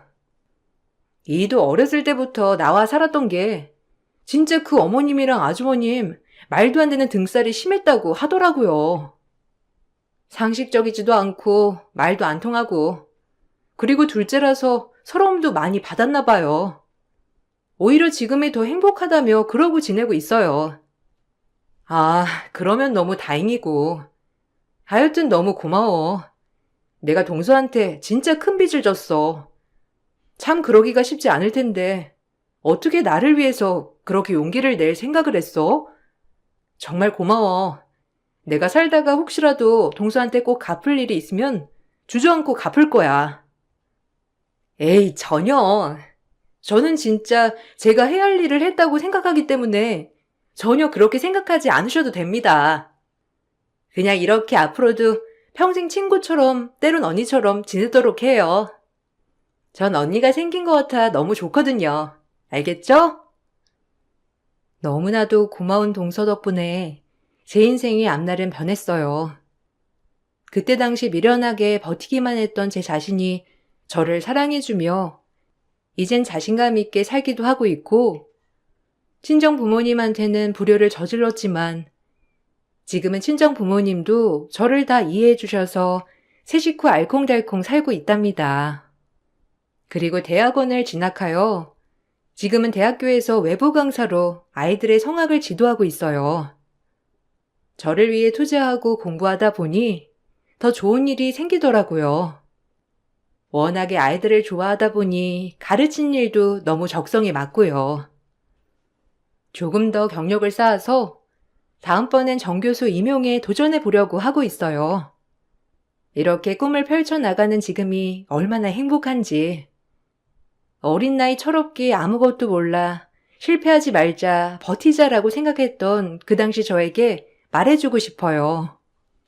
정말 세상엔 행복한 일도 많고 쓸데없는 거에 연연하지 말라고 말이죠. 하지만 그때의 제가 있기에 지금의 제가 있는 거겠죠? 돌이켜보면 후회스럽기도 한 지난날이지만 전 정말 그때의 배움으로 지금 실수하지 않고 살아가려 하는 제 자신이 너무 좋아요. 여러분들도 지나온 날 후회하지 마시고 조금 더 단단해지고 멋진 사람이 되시길 바랍니다. 이만 제 글을 마칠게요. 감사합니다. 안녕하세요. 요즘은 맞벌이를 하지 않으면 살아가기가 상당히 힘들잖아요. 물가가 워낙 많이 오르다 보니 둘이 벌어도 삶이 좋아지지 않는 현실과 부딪혀 어려움을 겪고 있는 모습을 보니 제가 뭐라도 좀 도와주고 싶은 마음에 바쁜 아들 부부를 위해 아들 집 근처로 이사를 했어요. 한날 한시에 같이 떠날 줄 알았던 남편이 먼저 저와 작별을 고하고 남은 인생 쓸쓸히 외롭게 살아가면서 혼자 지내는 시간들에 적응을 하지 못해 우울증까지 오길래 삶에 변화를 주는 게 좋을 것 같아 아들네외 집 근처로 이사를 하게 된 거였어요. 맞벌이를 하다 보니 손주들을 잘 돌보지 못하길래 도움도 주면서 저도 우울한 기분들을 떨쳐내기 위해 시작하게 된 거였어요.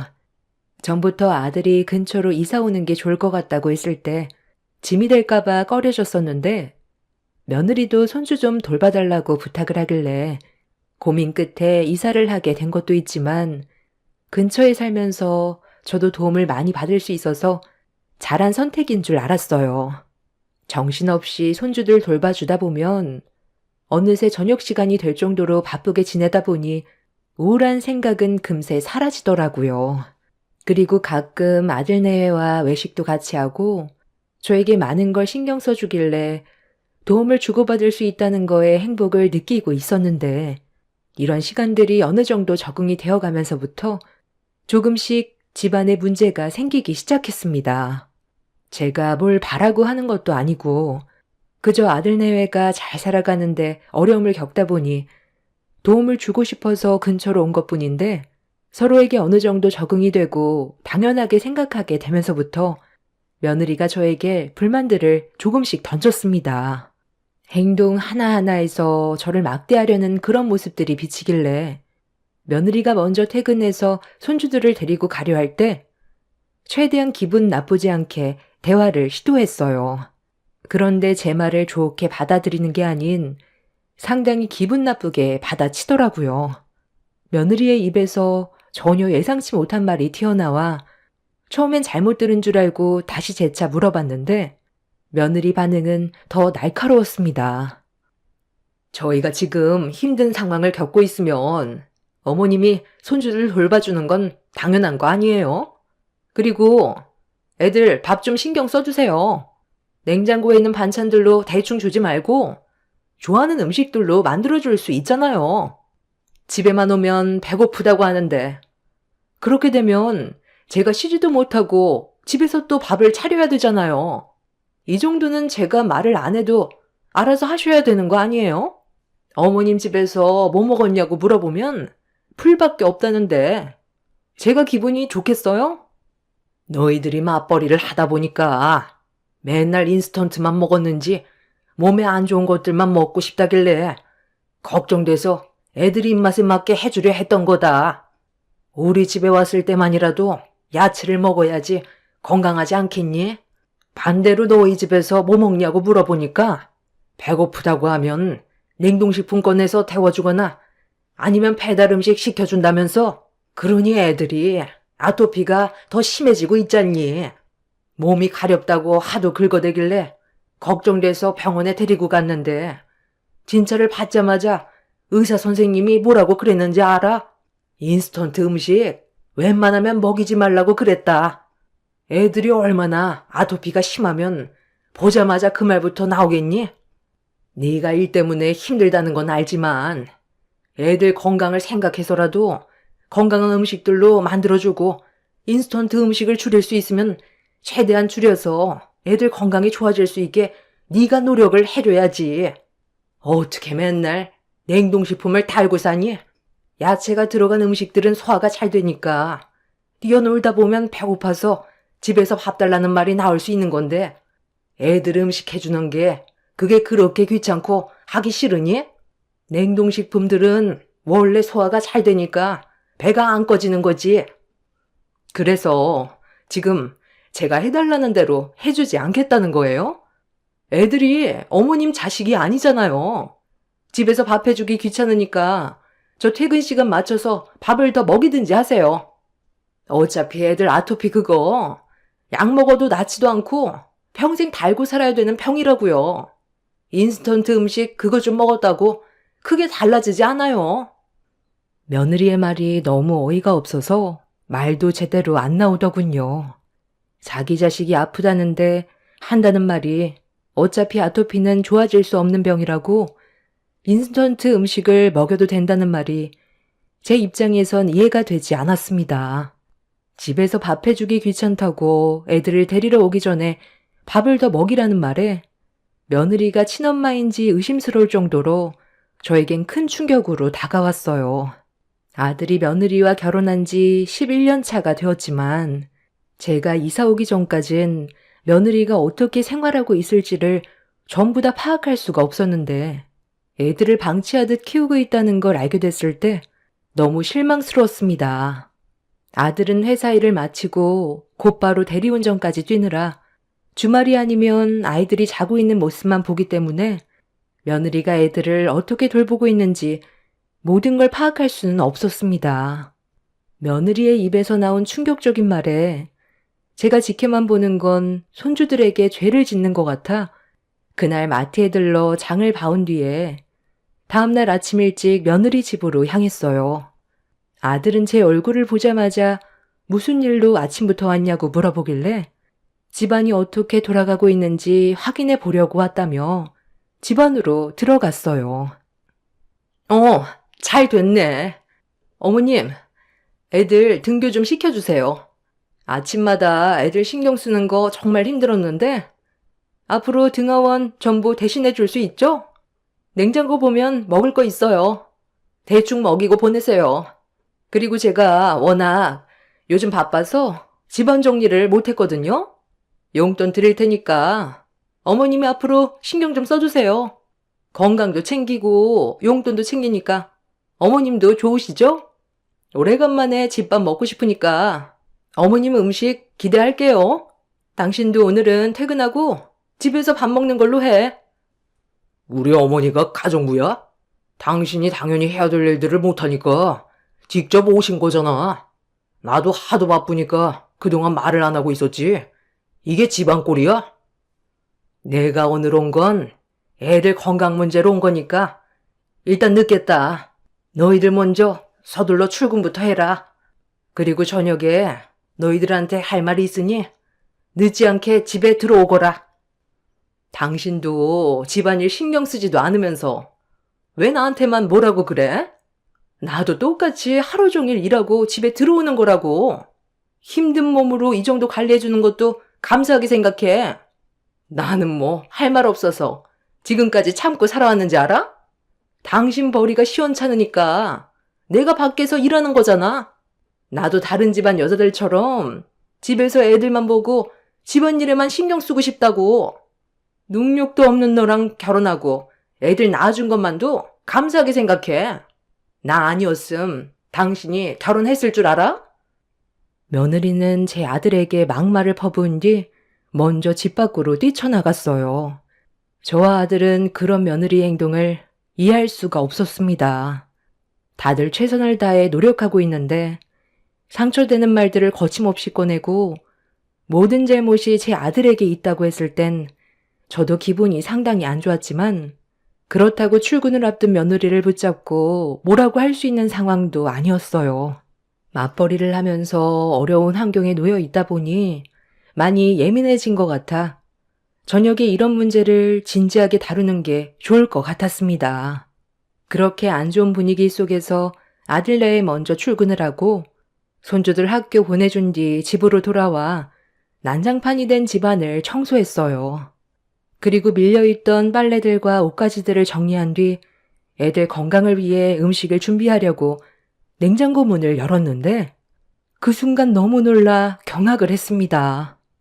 냉장고부터 냉동실까지 전부 냉동식품으로 꽉 차 있었어요.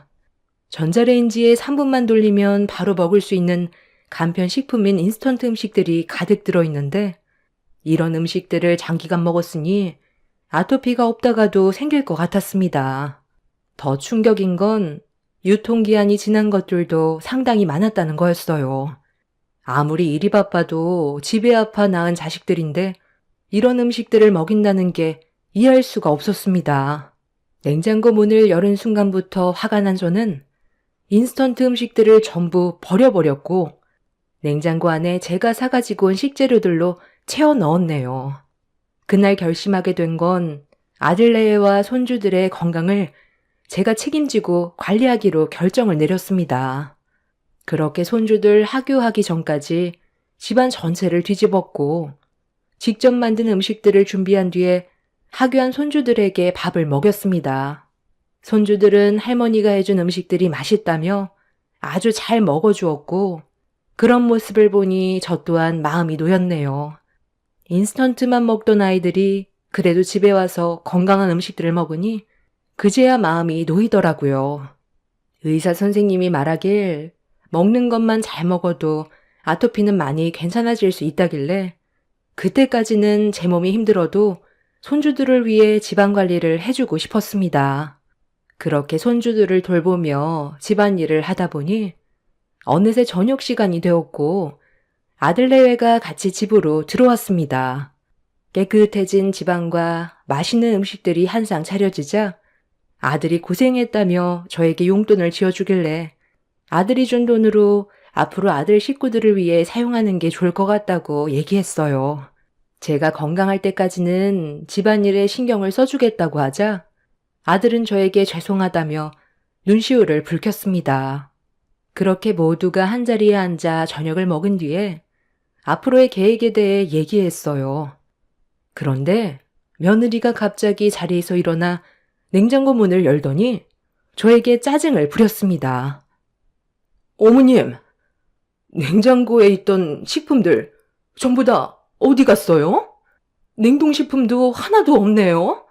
어머님이 지금은 건강하셔서 집안 관리를 해주신다고 했지만 갑자기 몸이 불편하시기라도 하면 그땐 냉장식품들이 필요한데 전부 다 버리시면 어떡해요? 그것들도 전부 돈으로 산 건데 저랑 상의하고 버리셨어야죠. 네가 해야 될 기본적인 것들은 하고 살아라. 아무리 힘이 들어도 그렇지. 냉장고랑 냉동실에 전부 인스턴트 음식으로 꽉 차 있는 게 말이 되니? 애들이 건강을 잃고 있어도 괜찮다는 거야? 내가 몸이 안 좋아서 누워있으면 내가 해오던 것들을 네가 당연히 해야 되는 거 아니야? 귀찮다고 또 냉동식품을 사겠다는 게 말이 되니? 애들이 뭐라는 줄 알아? 지혜미는 배고프다 하면 인스턴트 음식들 데워주는데 오죽하면 학교 급식이 훨씬 맛있다고 하더라. 애들도 그런 음식들이 이제 지겨운 거야. 네가 힘들어도 해야 될 건 하고 살아라. 애들이 얼마나 아토피가 심했으면 온몸에 피딱지가 되어있니? 보습은 해주니? 네 새끼들인데 제발 기본적인 건 하고 살도록 해.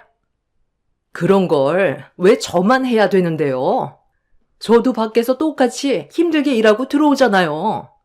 이 사람은 대리운전 뛴다고 새벽에 들어오면 그때까지 저는 애들과 씨름을 해야 된다고요. 저에겐 귀찮은 존재고 지긋지긋하다고요. 어머님은 잠깐 애들 보는 거지만 저는 아니잖아요. 그리고 요즘 인스턴트도 잘 나와서 건강에 문제 없어요. 대충 먹여도 잘 크고 있는데 왜 이렇게 예민하세요? 그 정도로 호들갑 안 떨어도 알아서 잘 커요. 이사 오시고 나서 저희 집안에 너무 관여를 많이 하시는 것 같은데 상당히 불편하네요. 앞으로는 애들 등하교 해주고 음식만 만들어준 다음 저희 퇴근하기 전에 집으로 돌아가세요. 오늘 하루 종일 집안 청소하고 밀린 빨래 해주시고 맛있는 저녁까지 만들어주셨는데 감사하다는 말 한마디 정도는 할 수 있는 거 아니야? 꼭 그런 식으로 말을 해야 돼? 그리고 내가 주말에 대리운전 나가기 전까지 애들 안 봐줘? 당신 방에서 퍼질러 자는 동안 나는 새벽에 들어와서 아침에 애들 밥 챙겨주고 집안 청소까지 싹 다 해놓는데 당신은 저녁 때까지 방에서 나오지 않고 잠만 쳐자고 있잖아. 제발 부탁인데 가정에 신경 좀 써라. 이래가지고 어떻게 마음 편히 밖에서 일을 할 수가 있겠냐?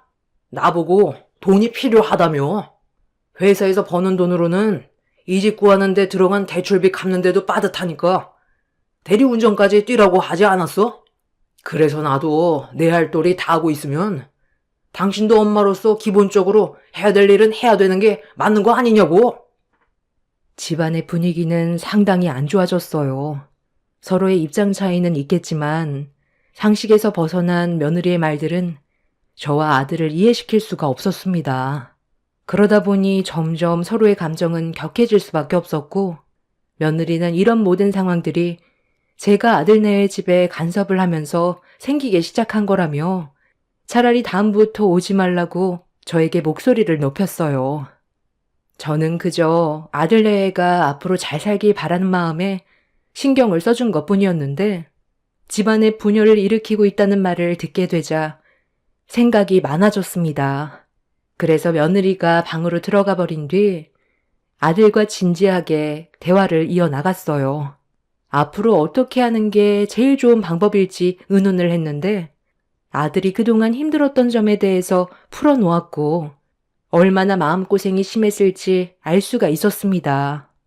아들이 그동안 몇 번이나 며느리에게 집안 관리가 너무 소홀하다는 말을 재차 했었지만 고쳐지지가 않아 이 문제로 상당히 많이 싸웠는데 그럴수록 아이들한테까지 피해를 주게 되는 것 같아 그냥 참고 속으로 삭혀왔었다며 힘들었던 것들을 털어놓았습니다. 그리고 아들 입에서 이혼까지도 생각 중이라는 말까지 나오게 되었네요. 그런 말들을 들었을 때 상황이 얼마나 심각한지 알 수 있었습니다. 며느리가 정신 차리지 못한다면 얼마 가지 못해 아들내외의 가정이 무너질 수밖에 없다는 걸 느끼게 된 저는 방으로 들어가 며느리와 대화를 시도하려 했지만 며느리는 당장은 대화하고 싶지 않다길래 어쩔 수 없이 그날 집으로 돌아왔는데 잠시 뒤 며느리가 찾아왔어요. 어머님, 저 정말 기분이 안 좋아서 이대로는 안 되겠어요. 그냥 예전에 살던 집으로 돌아가세요. 어머님이 근처에 있는 게 오히려 도움이 안 돼요. 애들 등하교 하는 건 원래 제가 하던 일이라 그냥 하면 되는 거고 애들 음식 문제로 그 일랑 얼굴 붉히는 것도 싫어요. 저희가 이혼하길 원하는 건 아니죠? 이 모든 상황들이 어머님의 간섭으로 인해 커진 거 아세요? 다시 돌아가기 싫으면 그냥 시키는 것만 하시고 아무것도 하지 마세요.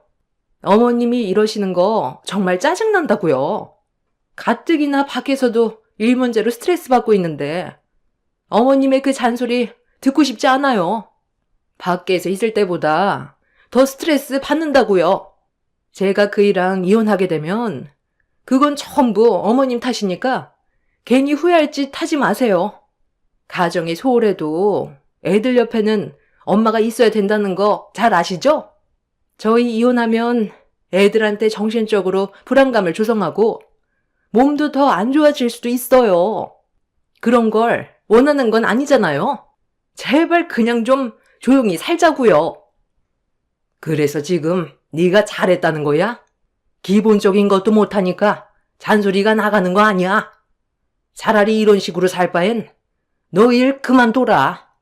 내가 간섭하지 않아도 너희들 이런 식으로 살다간 남이 되는 건 시간 문제야. 조만간 일 그만두고 애들 건강부터 챙겨라. 그렇게 한다면 나도 더 이상 간섭하지 않으마. 제가 일하고 싶어서 하는 거예요? 그이가 능력도 없고 돈벌이가 시원찮으니까 밖에서 일을 하는 거잖아요. 능력도 없는 그 인간이랑 살아주는 것만도 감사하게 생각해야죠. 이래서 돈 많은 남자를 선택해야 된다는 게 맞는 말인가 봐요. 남들은 비싼 사교육비 척척 내고 애들 명품 옷에 브랜드 아파트 산다는데 어떻게 된 게 우리 집안은 숨 쉴 틈 없이 노동해도 항상 그대로냐고요. 어머님이 돈을 보태주던가요. 해준 것도 없으면서 시어머니라고 저에게 트집 잡으려 하지 말고 돈이나 보태줘요. 쉬지 않고 쏟아내는 며느리의 말을 끝까지 들어준 뒤 한마디 꺼냈어요. 이런 식으로 불평불만만 늘어놓을 바엔 차라리 갈라서는 게 좋을 것 같다고 얘기했죠. 능력 없는 제 아들을 선택한 건 누가 등 떠미는 것도 아니고 본인이 좋아서 내린 결정인데 남을 탓하는 건 바람직하지 않은 행동이었습니다. 있다가도 없는 게 돈인데 가정에는 소홀히 하고 돈만 쫓아가는 며느리의 행동을 좋게 봐줄 수는 없었습니다. 저도 가진 게 많진 않지만 그래도 금전적으로 안 도와준 것도 아니었어요. 아들내외가 청약에 당첨이 되고 나서 금전적으로 많이 모자라다 보니 기존의 남편과 함께 살았던 집을 정리하고 남은 돈으로 아들내외를 도와줬었죠. 그때 거의 모든 재산을 아들내외가 집 구하는 데 보태줬던 터라 생활비 빼곤 거의 남아있지도 않았었는데 받을 땐 좋아하더니 받고 나서 언제 받았냐는 듯이 행동하는 며느리의 모습에 저도 기분이 좋지는 않았습니다. 그렇게 며느리와 한참 동안 언성을 높이면서 대화를 주고받았지만 해결되는 건 아무것도 없었고 며느리는 저에게 온갖 상처되는 막말을 퍼부어댄 뒤 집으로 돌아가 버렸어요.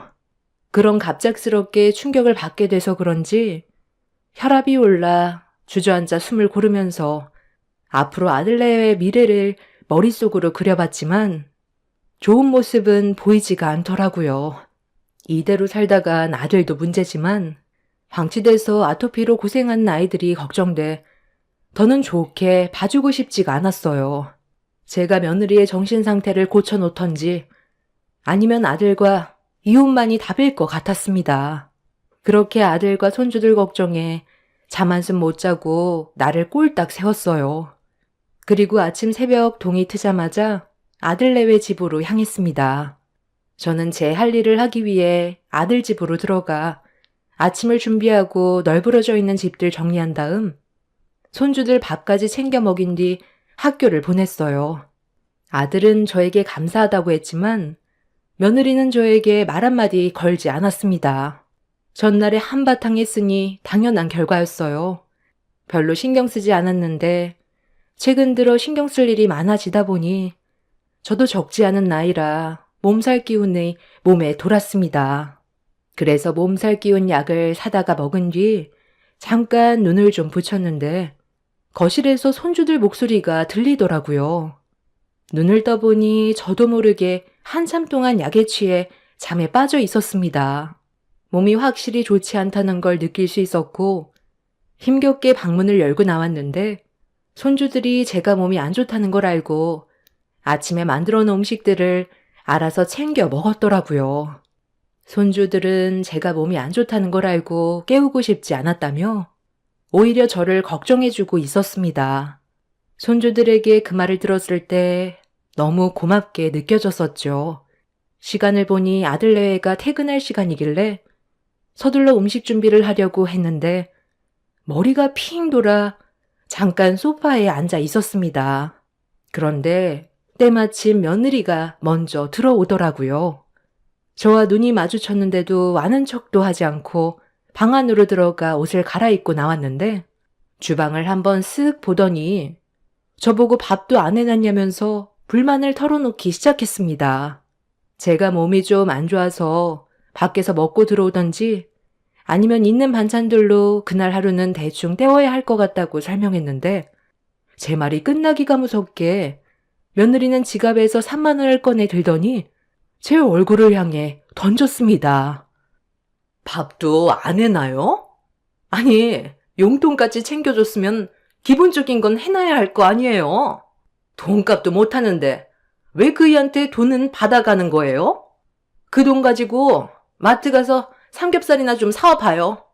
오늘 고기에 소주 한 잔 해야 될 것 같아요. 제가 오늘 그이랑 전화통화로 얼마나 많이 싸우는지 아세요? 이게 다 어머님 때문이잖아요. 전날에 저랑 싸웠던 거 기억 안 나요? 치매도 아니고 벌써 까먹은 거예요? 아니면 생각이 전혀 없는 거예요? 제가 어제 뭐라고 그랬어요? 알아서 한다고 했잖아요. 그런데 어머님이 오셔서 음식 만들고 애들 등교시키면 제가 고마워할 줄 알았어요? 가뜩이나 기분 안 좋은데 고맙다는 말이 나오겠냐고요. 그런데 아침부터 인상 쓰고 어머님한테 고맙다는 말 안 하고 출근했다고? 그이가 전화해선 저에게 막말을 쏟아냈어요. 이것도 저 때문이에요? 제발 그냥 좀 오지 말라고요. 저희가 정말 이혼하는 거 보고 싶지 않으면 제발 시키는 거 외엔 아무것도 하지 마세요. 제가 와서 애들 등하교 해달라고 하면 그때 오면 되고 밥 해달라고 하면 그때 와서 밥만 해주고 가면 되는 거예요. 조용히 없는 듯 지내면 얼굴 붉힐 일도 없잖아요. 계속 간섭을 하니까 이런 문제가 생기는 거라고요. 가서 삼겹살이나 사와 놓치네야. 너 정말 정신 나갔구나. 놓친네? 얘가 심히 무서운 줄 모르고 최대한 좋게 해주려고 하니까 너는 내가 우습니? 어디서 어른한테 돈을 집어던져? 당신 내가 아까 뭐라고 그랬어? 가족끼리 얼굴 붉히지 말고 잘 지내보자고 부탁하지 않았어? 그런데 방금 뭔 짓 한 거야? 우리 어머니가 도대체 당신한테 뭘 잘못한 건데? 모든 게 우리 가족 걱정뿐이었잖아. 애들 아토피가 심하니까 음식에도 신경을 써준 건데 도대체 뭐가 문제야? 지금 애들 봐봐. 당신이 인스턴트 음식만 먹였을 땐 쉬지 않고 온몸을 긁어댔는데 지금은 날이 가면 갈수록 아토피가 좋아지고 있잖아. 당신이 이러고도 엄마야? 이럴 거면 차라리 이혼하는 게 낫지. 당신 때문에 우리 애들 건강 안 좋아지고 집안 관리도 어차피 안 되는데 차라리 없는 게 훨씬 더 낫겠어. 당장 짐 싸서 나가. 내가 왜 나가? 나가야 될 사람은 내가 아니라 저 노인네라고. 네가 잔소리 한번 들어볼래? 얼마나 기분 안 좋은지 알아? 본인은 그동안 살면서 얼마나 잘했다고 나한테 이래라 저래라야. 이래서 시어머니 간섭하는 집안은 결국 이혼한다는 거야. 어머님이 이사 오기 전까지만 해도 잘 지내고 있었다고. 잘 지낸 건 아니지. 어쩔 수 없이 상황이 안 되니까 겨우 참고 살고 있었던 거지. 지금은 상황이 많이 달라졌어. 오히려 더 좋아지고 있는 중이라고. 어머니 없었으면 애들 아토피는 더 심해졌을 거고 온몸에 상처만 더 생겼겠지. 이 집 봐봐. 당신은 빨래도 제대로 안 하고 청소도 안 해서 집안이 돼지우리였는데 지금 집안이 어떻게 바뀌었는지 보라고. 이런 건 원래 당신이 해야 될 역할 아니야? 그런데 어머니가 해주셨으면 감사하게 생각해야지. 3만 원을 얼굴에 던지면서 삼겹살을 사오라고 시켜? 네가 아주 정신이 나갔지? 더는 안 좋은 꼴 보고 싶지 않으니까 당장 이혼하고 갈라서자. 차라리 그렇게 하는 편이 훨씬 낫겠어. 며느리는 아들이 이혼하자는 말에 화가 났는지 집안의 물건들을 모조리 때려 부수기 시작했어요. 그런 모습을 지켜보고 있던 아들은 곧장 사돈댁에게 영상통화로 전화를 걸었습니다.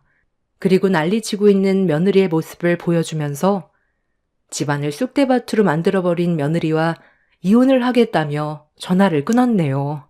아들은 애들 보는 앞에서 그만하라고 했지만 멈추지 않고 오히려 더 난리를 피웠습니다. 다 필요 없다면서 통제가 되지 않는 모습을 보이자 아들은 저보고 아이들을 데리고 밖에 좀 나가 있으라고 하길래 손주들을 데리고 놀이터로 나왔어요. 그런데 잠시 뒤 며느리의 비명소리가 밖에까지 들리더니 맨발로 도망쳐 나왔는데 며느리의 얼굴과 머리가 만신창이로 변해 있었습니다. 급하게 달려온 며느리는 저에게 살려달라고 울고 있는데 쌍코피가 흐르고 있더라고요. 뒤이어 아들이 밖으로 나왔는데 한쪽 손에는 핸드폰이 들려 있었습니다. 저는 아들을 진정시키기 위해 동네 시끄럽게 하지 말고 집으로 들어가자고 했는데 아들이 핸드폰을 저에게 보여주더라고요. 그런데 그 핸드폰 속에 며느리의 모습이 담긴 사진 한 장이 제 눈에 들어왔고 그 모습을 보게 된 저는 분노를 가라앉히지 못했어요. 그동안 가정에 왜 소홀했는지 모든 걸 이해시킬 수 있는 사진이었습니다. 며느리가 다른 남자와 호텔로 들어가는 장면이 딱 찍혀 있던 거였어요. 며느리가 저에게 하는 말이 더 충격적이었던 건 스트레스 받을 때마다 호텔에 쉬러 들어간 것 뿐이지 옆에 있는 남자는 그냥 아무 사이도 아니라며 아무 일도 없었다는 변명을 늘어놓았습니다. 어느 누가 스트레스를 받으면 외간 남자와 호텔에 간다는 말을 믿을 수 있겠어요. 도저히 용서가 안 되는 행동이었고 아들은 끈질기게 며느리를 추궁한 끝에 바람을 피웠다는 걸 인정하게 되었습니다. 그 말을 듣게 된 사돈 집안에서 저희 가족에게 용서를 구했지만 이미 받아들일 수 없는 상황까지 왔기 때문에 그대로 이혼을 강행할 수밖에 없었어요. 여자가 바람나면 가정에 소홀한다더니 그 말이 딱 맞아떨어졌네요. 아들은 며느리와 이혼을 하면서 친자 포기각서를 받아내었고 정신적인 손해배상에 대한 위자료와 함께 상간남까지 잡아 그 나쁜 놈에게도 상간 위자료를 받아내었습니다. 그렇게 아들은 며느리와 법적으로 남이 되었는데 이 문제로 상간남에게도 버림을 받고 사돈 집안 식구들에게까지 버림을 받게 되자 혼자가 되어버린 며느리는 제 아들에게 다시 찾아와 용서를 구하고 있는 중입니다. 앞으로 가정을 위해 살겠다고 했지만 그 말을 믿기에는 이미 며느리의 모든 걸 봐버렸기 때문에 더 이상의 용서는 없을 것 같습니다. 아이들도 그동안 자기 엄마가 보인 행동에 대해 실망을 많이 했는지 엄마에 대한 필요성을 느끼지 못하고 있어요. 며느리는 숙려 기간 남은 한 달 동안 제 아들을 설득시키려고 아이들의 마음을 돌리려고 노력하고 있지만 아들은 단단히 마음이 돌아선 것 같습니다. 가정을 소홀히 하고 아토피가 있는 아이들한테 인스턴트 음식이나 먹이면서 본인은 외간 남자와 좋은 음식 먹고 다니면서 호텔에서 즐길 거 다 즐기고 지친 몸으로 집에 들어왔으니 아이들을 챙겨주는 게 힘들었겠죠. 얼마 전에 집에 와서 무릎까지 꿇고 용서를 구할 때 그 목소리가 듣기 싫어서 소금을 한 뭉텅이 입에 쳐넣어버린 뒤 엉덩이를 걷어차 내쫓아 버렸습니다. 2번 다시 발을 들이지 못하게 만들 생각입니다. 앞으로 제가 건강해야 될 이유를 찾았네요. 제 아들과 손주들을 위해 몸 관리 잘해서 앞으로 제 가족을 지키며 살아갈 생각입니다. 제 사연 들어주신 분들 감사합니다.